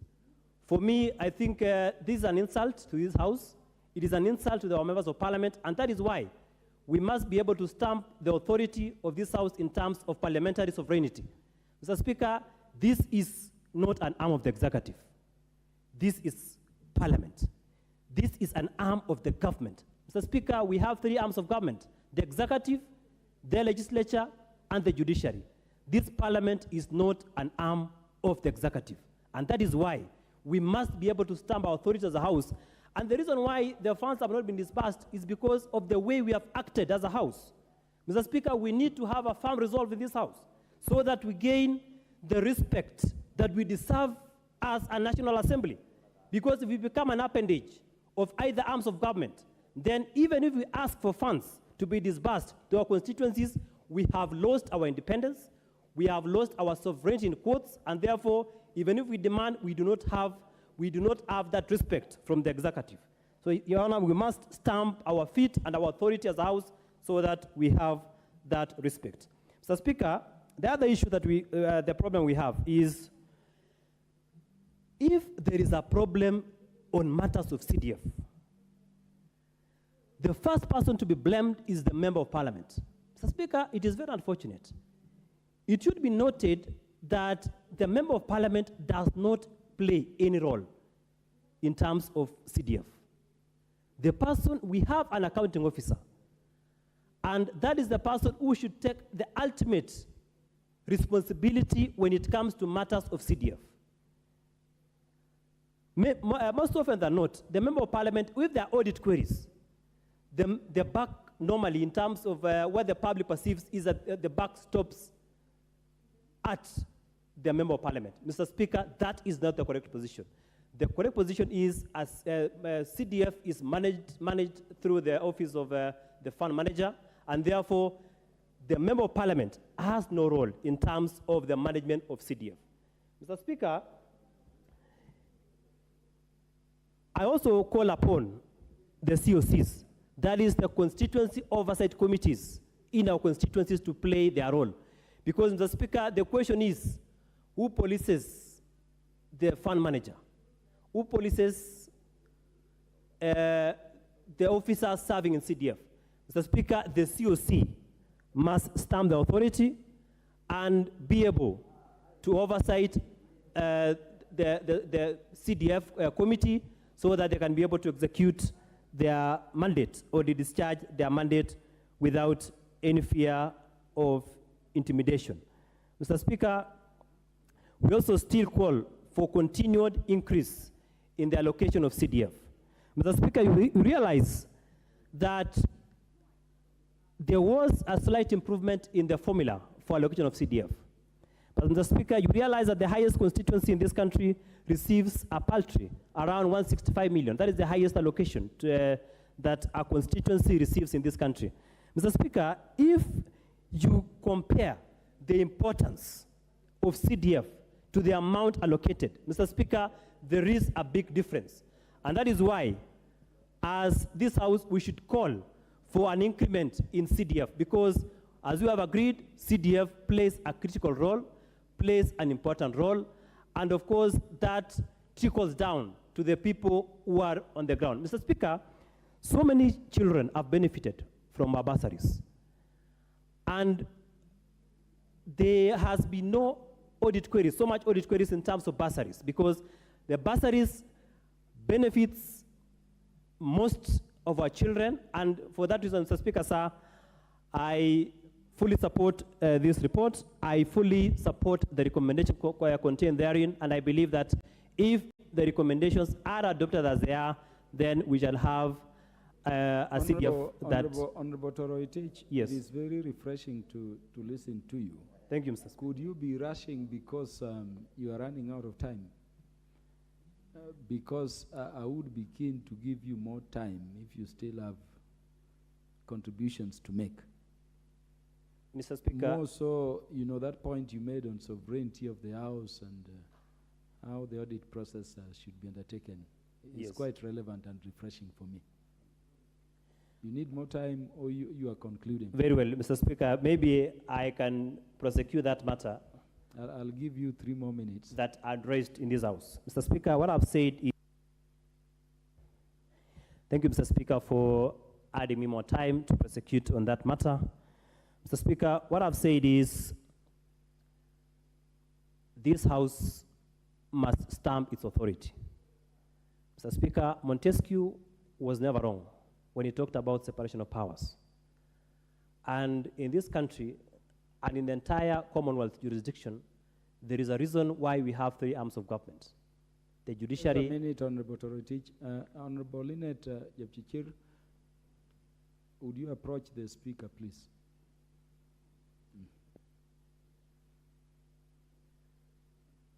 Mr. Speaker, I've said Montesquieu was never wrong when he articulated that for a functional democracy, we must have 3 arms of government. Mr. Speaker, there is a reason why under our Constitution, we have the executive, the judiciary, and this House, Parliament. Mr. Speaker, and I've said once, not once, not twice, but severally, that this House is not an appendage of the executive. This House must be able to stand firm. This House must be able to prosecute its business without being directed by the executive. And Mr. Speaker, the reason why I've said that is because one of the critical things that a member of parliament must have in order to prosecute his or her duties at the local level is the CDF. And the reason why CDF has not been released to our people, to their constituencies. Mr. Speaker, it's a shame that 7 months since these members took oath in this office, CDF, development expenditure of CDF has not been released to the constituencies. And we are here as members of parliament, we are mum, we are not saying anything, yet this financial year has lapsed and no amount of CDF has been released to our constituencies. Mr. Speaker, it's a shame. And the reason I've said that is because this House has acted in a manner to suggest that we are an appendage of the executive, and therefore, when we want to question for our funds, we are told, see, you relax, you will get your money. Mr. Speaker, for me as a member of parliament, it's unfortunate, and we must be able to restate the sovereignty of this house. We must be able to restate, and so that this house can have the respect that we deserve. So, Mr. Speaker, for those few remarks, thank you, Mr. Speaker. I beg to support this very important report before this house. Thank you, Honorable Toretich. The Honorable Jared Okello. I thank you very much, Honorable Speaker. And from the outset, Honorable Speaker, in the course of our recess, we just ended, I was going around Nyando constituency. I was confronted by very ugly scenes around the junior secondary school education, Honorable Speaker. Honorable Speaker, it is good to note that even though we birthed the junior secondary school during the last regime, the approach that has been employed by this regime hasn't been anything to write home about. Classes were built in secondary schools, and this regime chose to have our children continue learning in their primary schools, even though junior secondary school. So we have a great shortage of classrooms in these schools, yet the classes where they should be carrying out their studies are left in secondary schools, Honorable Speaker. This regime ought to have looked at this thing in depth before making that decision to continue having them in the existing primary schools. It creates an imbalance, Honorable Speaker. You have very young children in Standard 7 wearing trousers and blazers, amidst other students who are putting on shorts. Even those who are in Standard 8 are putting on shorts, yet their juniors in class 7 are putting on the trousers and blazers, Honorable Speaker. This kind of imbalance ought not to have taken shape. And that is why the drafters of the junior secondary school section so chose to have them go to high school, where everybody else is dressed just like them, Honorable Speaker. I noted with great dismay that even though there are 14 compulsory subjects and other elective subjects that come to about 8, so 22 in number, only one teacher is plugged into a junior secondary school. Even if you are a genius, for heaven's sake, you cannot teach 22 subjects, Honorable Speaker, and this is something that has to be properly looked into. And when this regime chose to have 35,000 more additional teachers to primary schools, I had thought that they were going to be sane enough, amid this insanity, to have these teachers going to junior secondary schools. So there is a great shortage in those schools, Honorable Speaker. Besides the fact that there are certain subjects that call for laboratories, and there are no laboratories in all these schools. So you have children undertaking theory lessons without practicals, Honorable Speaker. So this is total disarray of our education system, Honorable Speaker. Amidst all this disorganization, they are also expected to pay 11,000 shillings dubbed lunch money. Now, it is good to have lunch in school, because lunch probably is the only meal that these children can have in a day, amidst the poverty that has permeated our systems. But you have children who cannot afford 11,000 shillings to pay, but they are forced to pay that kind of money, Honorable Speaker. So you ask yourself, what happened? Just the other year, they were running back home to eat and come back to school in the afternoon. Now, parents are being forced to check out 11,000 shillings every year. Now, our CDF, NG-CDF system has not given us regulations to go down deep into Standard 6 or Standard 7. So, as I was walking around my constituency, I was being confronted by these facts. To have these children be put under the category of NG-CDF under bursary. I was telling them, no, we cannot do that because our regulations do not allow us to do so. So it's a total mess, Honorable Speaker, and I wish at one point in time, this House will come to make a decision around junior secondary schools. If it is not addressed in good time, Honorable Speaker, I'm very afraid that we are losing a generation, academically speaking. And if we lose a generation, an entire generation, you know, thousands and thousands of students, what will then happen to them few years to come? My kid in Standard 7 will be asking me, Dad, you saw this happening and you never raised any alarm. At least I will be vindicated by this debate, Honorable Speaker, that I tried to bring it to light so that our children can know that that kind of disorganization should not be allowed to pass, Honorable Speaker. Now, on this report, Honorable Speaker, the drafters of the CDF Act 2003 came to the realization of how other areas were alienated by the successive regimes. That where you have to vote a particular pattern in order to get benefits out of it. You remember, even 2 days ago, and I'm glad that my colleague here has said this House is not an appendage or a stooge of State House. Honorable Speaker, we listened to one William Samoei Ruto over the weekend dictating terms to this House. And you know, when we were in school, for us who were privileged to undertake executive education, we were told about separation of powers, how Parliament is separate from the judiciary and is also separate from the executive, and that no House or no arm of government can dictate to the other on how it conducts its business. I was perplexed beyond recognition that William Samoei Ruto could stand up to dictate to this House how they will handle the finance bill, Honorable Speaker. What happened to the independence of these institutions? What happened to the matter of argumentation? Because you have to argue. A president, so he calls himself, cannot dictate to this House how we conduct our businesses. And if that was, you know, to threaten certain members of this House to vote a particular pattern, then I'm very afraid that they are just starting. You never know how much they would want to push in the next few years. And if we are not afraid, Honorable Speaker, don't be shocked to be confronted by a bill that will be extending the life of a president in this country. It has happened to our neighboring country. It can happen now.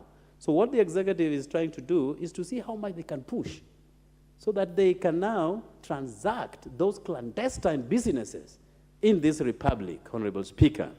Now, the drafters of our NGCDF, fully recognizing that there are issues that needed to be addressed in schools, with our security, with our sporting culture, and many others, came up with this NGCDF. And one thing that I really appreciate them for is how transparent issues of CDF are, Honorable Speaker. This is one money that if you have to reallocate, then you have to seek permission. Unlike devolution, where, you know, it is at the disposal of a governor and his cabinet to choose as and where money goes without seeking any approval from anybody, Honorable Speaker. Our money is directly plugged to projects. And how I wish that even those who were carrying out the devolution as an act of Parliament and infusing it within the Constitution borrowed from this system that money must be plugged into a project. That is how issues of corruption are nipped at the bud, Honorable Speaker. And, you know, you move around this country, the only good news only comes from CDF. Whereas billions are usually expended to counties, there is nothing to write home about them, Honorable Speaker. Even when there is no water, there is no health care, there is no roads, no one is asking the governor, they are still coming to us as members of Parliament to answer to these questions, Honorable Speaker. So I wish that the drafters took that model emanating from the NGCDF in order to undertake all the transactions, Honorable Speaker. Now, this inordinate delay that has been spoken by my colleagues here is something that needs to be properly checked, Honorable Speaker. We just disbursed some few monies going towards bursaries, But then what happens to all the projects that we hitherto earmarked for upgrading of classrooms or building new classrooms and doing sporting events and many other things, Honorable Speaker? And the money that we got to some constituencies is not even enough to do bursaries, Honorable Speaker. And we are coming to the end of this financial year. And this House is keeping quiet. Yet, this is the same House that passes budgets for all other departments within government, Honorable Speaker. We haven't noted any, not in a delay, with the executive arm of government. Just the other day, you saw the Chief Justice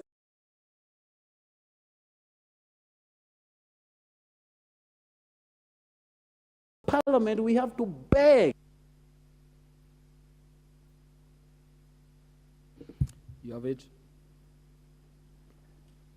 Thank you. I thank you very much, Honorable Speaker. So when the judiciary gets its full monies, the executive gets what it needs inside its budget, and all those monies come from appropriation from this House, Honorable Speaker. And yet, when it comes to our matters, then we are told that, you know, Treasury has not released your exchequer. And then you'll be told that the Speaker and the clerk will be meeting with the Treasury Cabinet Secretary to talk about our monies, Honorable Speaker. We have to beg, literally, living on our knees, talking to the executive that has no due respect to the members of this House and what it ought to be doing, Honorable Speaker. These are matters that we must confront. These are matters that we have to be very much alive to. We are not going to allow the judiciary, you know, buying and driving state-of-the-art vehicles and showcasing them in public functions, and then giving a swipe at the members of Parliament without due regard to the participatory role that we play in the welfare of this country, Honorable Speaker. So I want to challenge us that this House has teeth that it has refused to put into use. Today, we tabled the budget, the appropriations, budget and appropriations bill. Today, we tabled the public finance bill. The executive expects that you will shepherd the entire process without any hitches. Yet, there is no CDF. How I wish that we can stand our ground the way we did it in Mombasa and say, no budget, no CDF, and no CDF, no budget. And we say, no public finance bill. Of course, I will oppose that finance bill with all my might, but let us come to the realization that this House has what it takes to do what is necessary so that we champion the interest of the people that we represent out there. With those many remarks, I thank you, Honorable Speaker. Thank you, Honorable Jared Okello. The Honorable Dr. Eve Obara, the MP for Kabondo Kasipul. Thank you very much, Mr. Speaker, and I too stand to support the report. Mr. Speaker, I support the sentiments of my colleagues on the role, the important role that CDF has played in our communities. Mr. Speaker, as has been mentioned by almost all the speakers who have spoken this afternoon, is that there is no ward that you would visit in this country, in all the 290 constituencies, that you would not see a project of CDF. Mr. Speaker, the manner in which the fund is managed is clear, structured, and well understood. Mr. Speaker, at this juncture, let me appreciate those of us who came ahead of us and made sure that this fund was in place for equity. So today, Mr. Speaker, each region can plan and develop its region in line with their greatest priority need. Mr. Speaker, if you talk about equity, if you talk about fairness, the distribution of resources in this country, then you look at the CDF. I therefore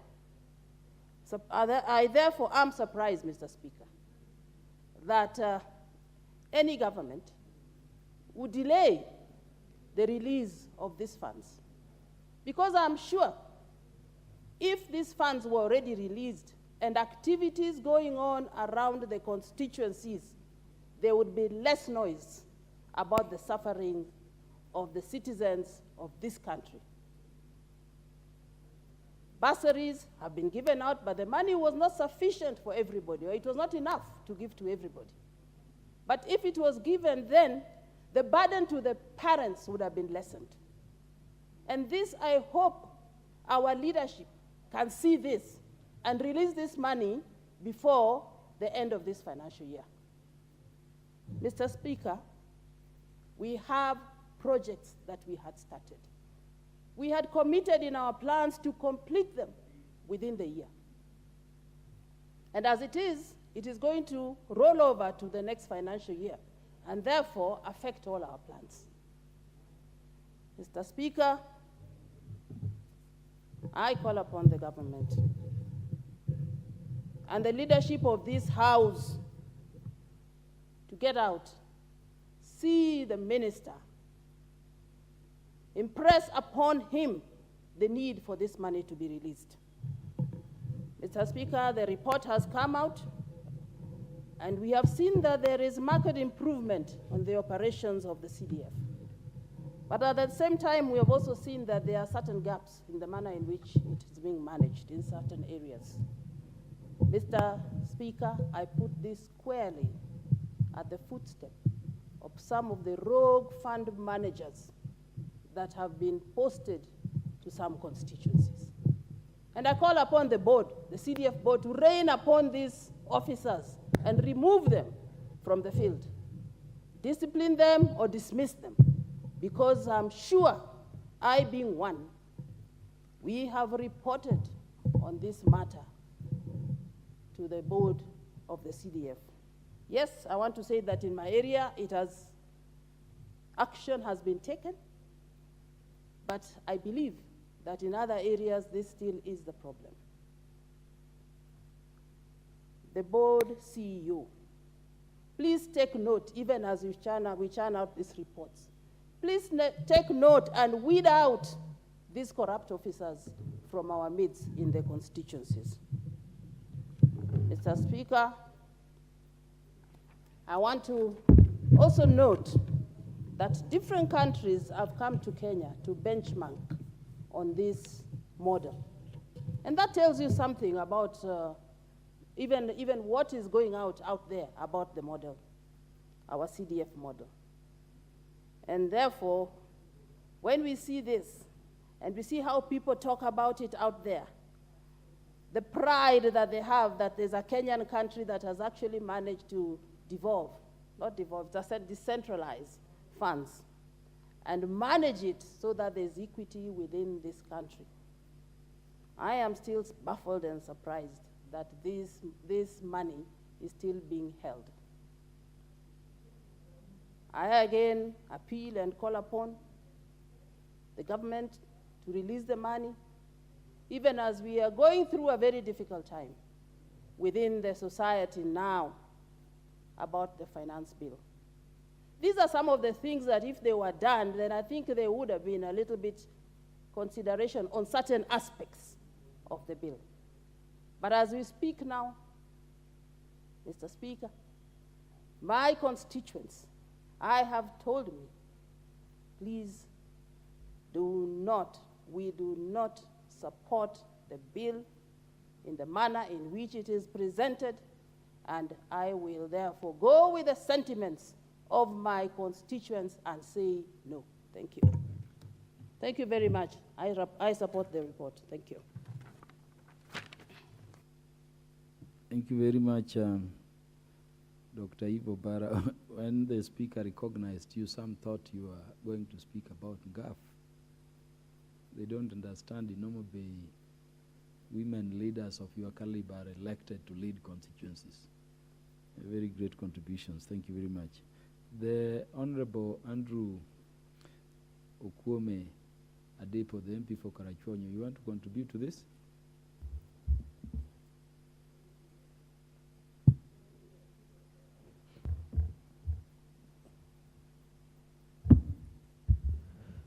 Mr. Speaker, thanks so much for giving me an opportunity to contribute to this item of presentation that came from the Auditor General. Mr. Speaker, CDF is at the heart of Kenyans. Perhaps of all the funds we know of, CDF is the best known all over. Not just because it is called Constituency Development Fund, but it's because of what it does. Everything that CDF does is at the heart of every Kenyan. If you talk of schools, CDF is leading. And what CDF does is graciously helping today and the future Kenyans. Mr. Speaker, when we talk of CDF, I wish the government could be with us together in the thought, because we are helping the government as well. We are helping the Kenyans as well. If you are to properly report what CDF has done, really, you would think it is the institution that the government should emphasize on in development. I do agree that some of the mistakes occurred. I don't know whether they are professional mistakes or whether they are mistakes of the kind which is very predominant in the Kenyan government service. That's the normal corruption we know of. Yes, one may say this and that are corruption. If they are, then maybe appropriate action can be taken.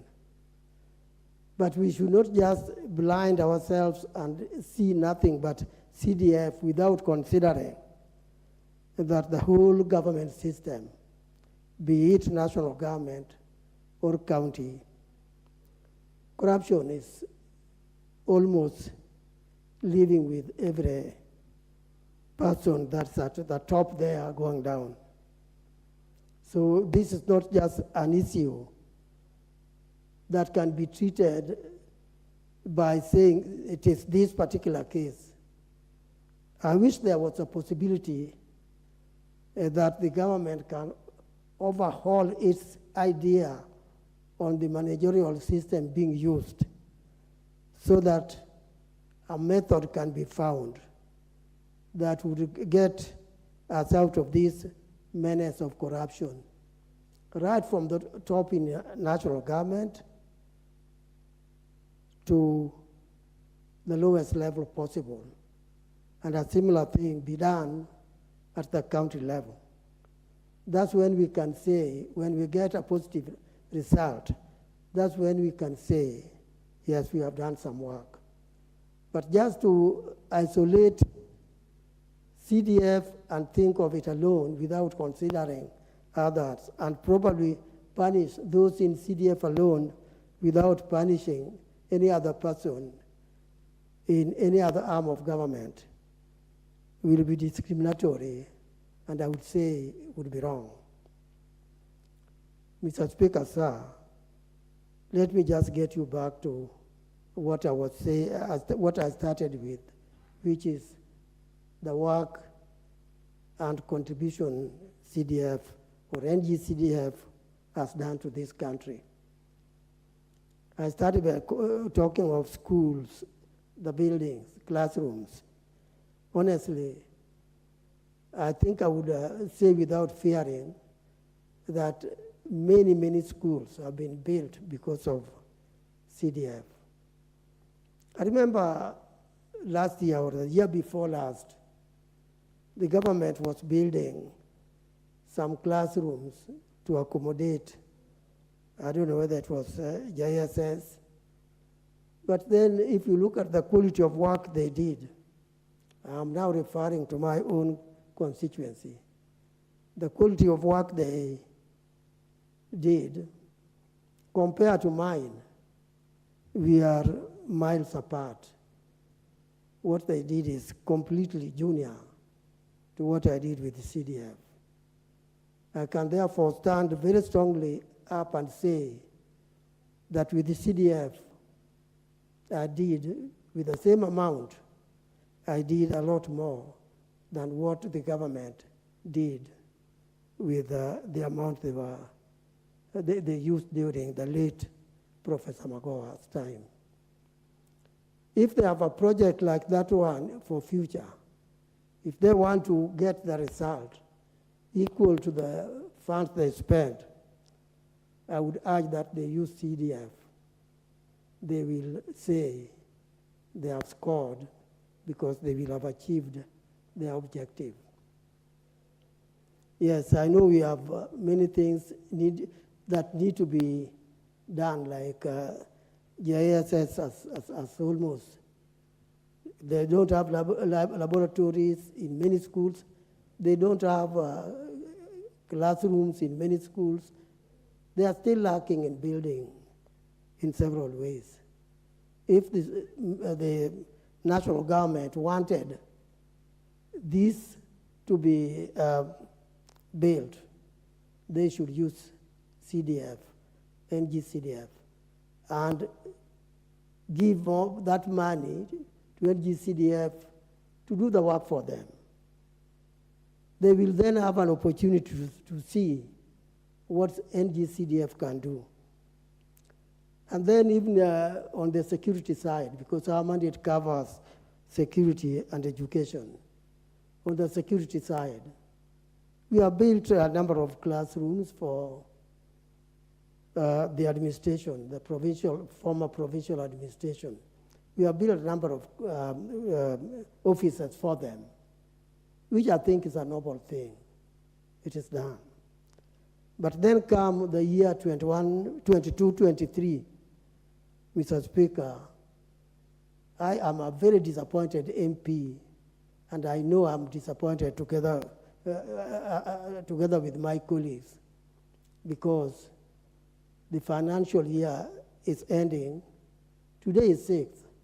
It is ending in, well, I would say 24 days' time. And yet, the government has been adamant. We make noise, nobody listens. They don't want to give us the remaining part of the money. I'm almost certain, because I heard the leader of majority saying, we are going to get some answer to the question that was asked by one of us. I know they probably will say, yeah, you are going to get it within such and such a time. But maybe we are now used. The promises are always there. We get them, but the action doesn't follow. We are immune to what they say, because they say it and nothing is done. Mr. Speaker, sir, I think the members of parliament should now come up strongly and say with one strong voice that we cannot go ahead with any bill until this money is given. Because it's the money that helps our people. If we don't get it, Mr. Speaker, even your position as a member of parliament is in the limbo. It is under threat. You cannot be sure that wananchi will feel you did any work for them. Because the major work we do for the people directly is what we do with the CDF. That's why it is important. CDF is given to us so that we can be productive in line with our promises to those who elected us. Thank you, Mr. Speaker, sir, for giving me the opportunity. I support. Thank you, Honorable Andrew Ukume. Is there any more? I'm not seeing any more. Is Honorable Gertrude Mbeyu in the house? It's a request by Honorable Gertrude Mbeyu. She must have stepped out. There being no further interest or request to speak to the motion, I now call upon the mover to reply.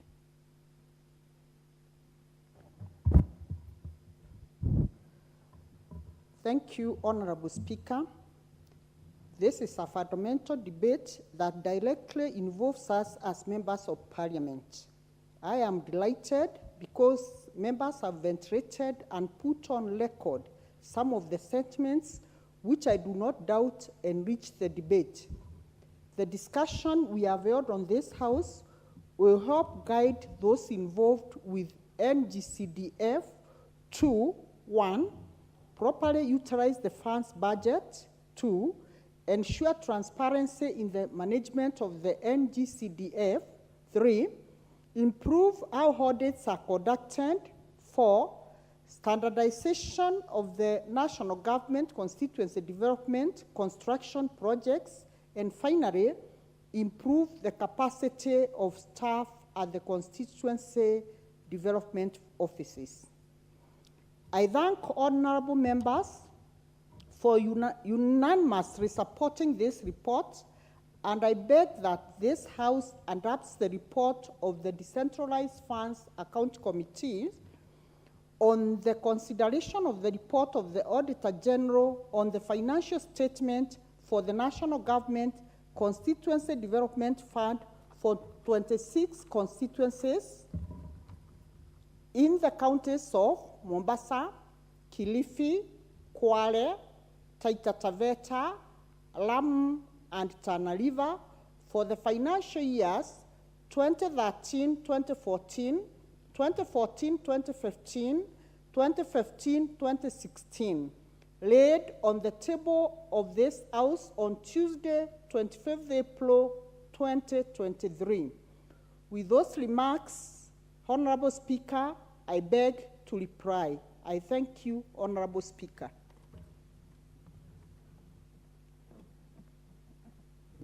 Thank you very much, Mover.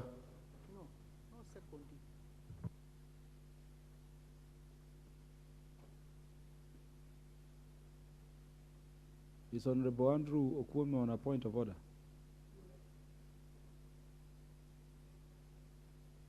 You went away from your mic while requesting to to speak. Yeah, Please Mr. proceed. Speaker, sorry. Mr. Speaker, sir, with reference to Standing Order 5.3, I wish to request that the question on this motion be deferred.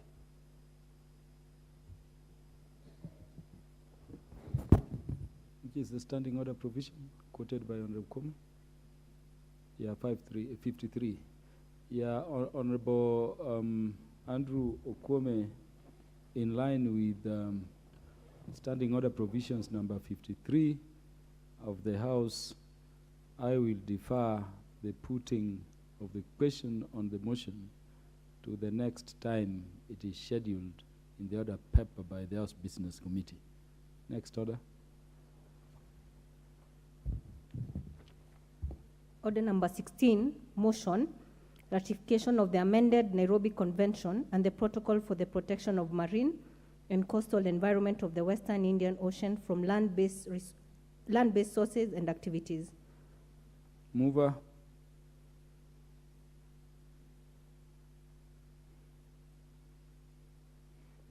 Who should be the mover of that motion? The chair, enrollment, forestry and mining, is not in the House.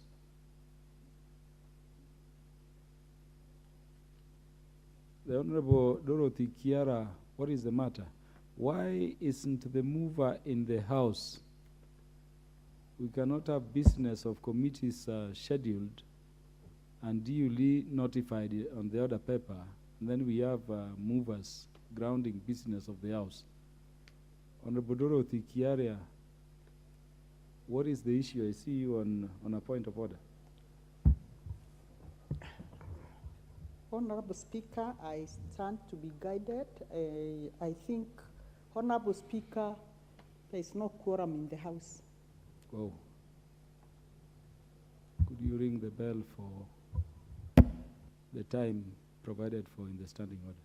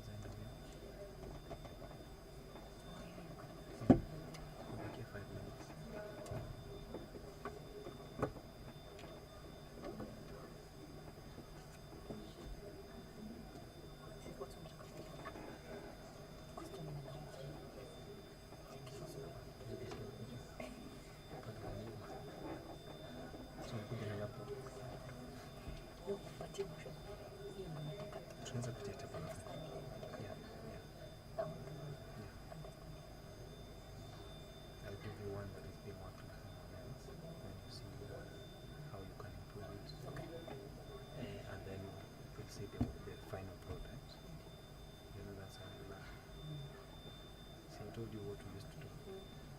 We do communications or petitions. Then when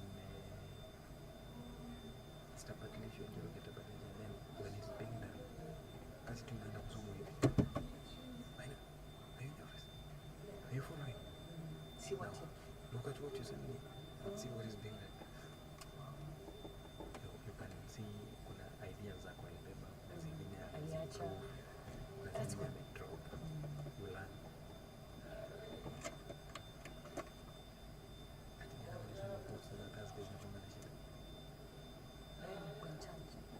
It's not me. It's a cohort of masqueraders, vagabonds.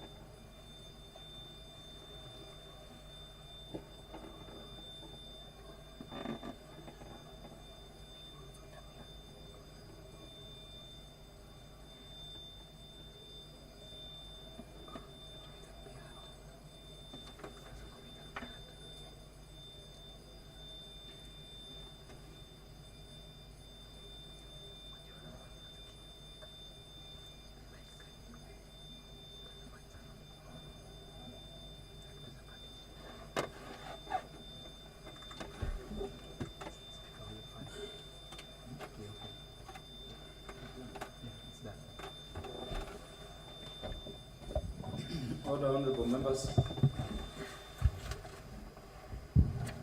Honorable members, the time being 6:06 p.m., this House stands adjourned until Wednesday, 7th day of June 2013 at 2:30 p.m.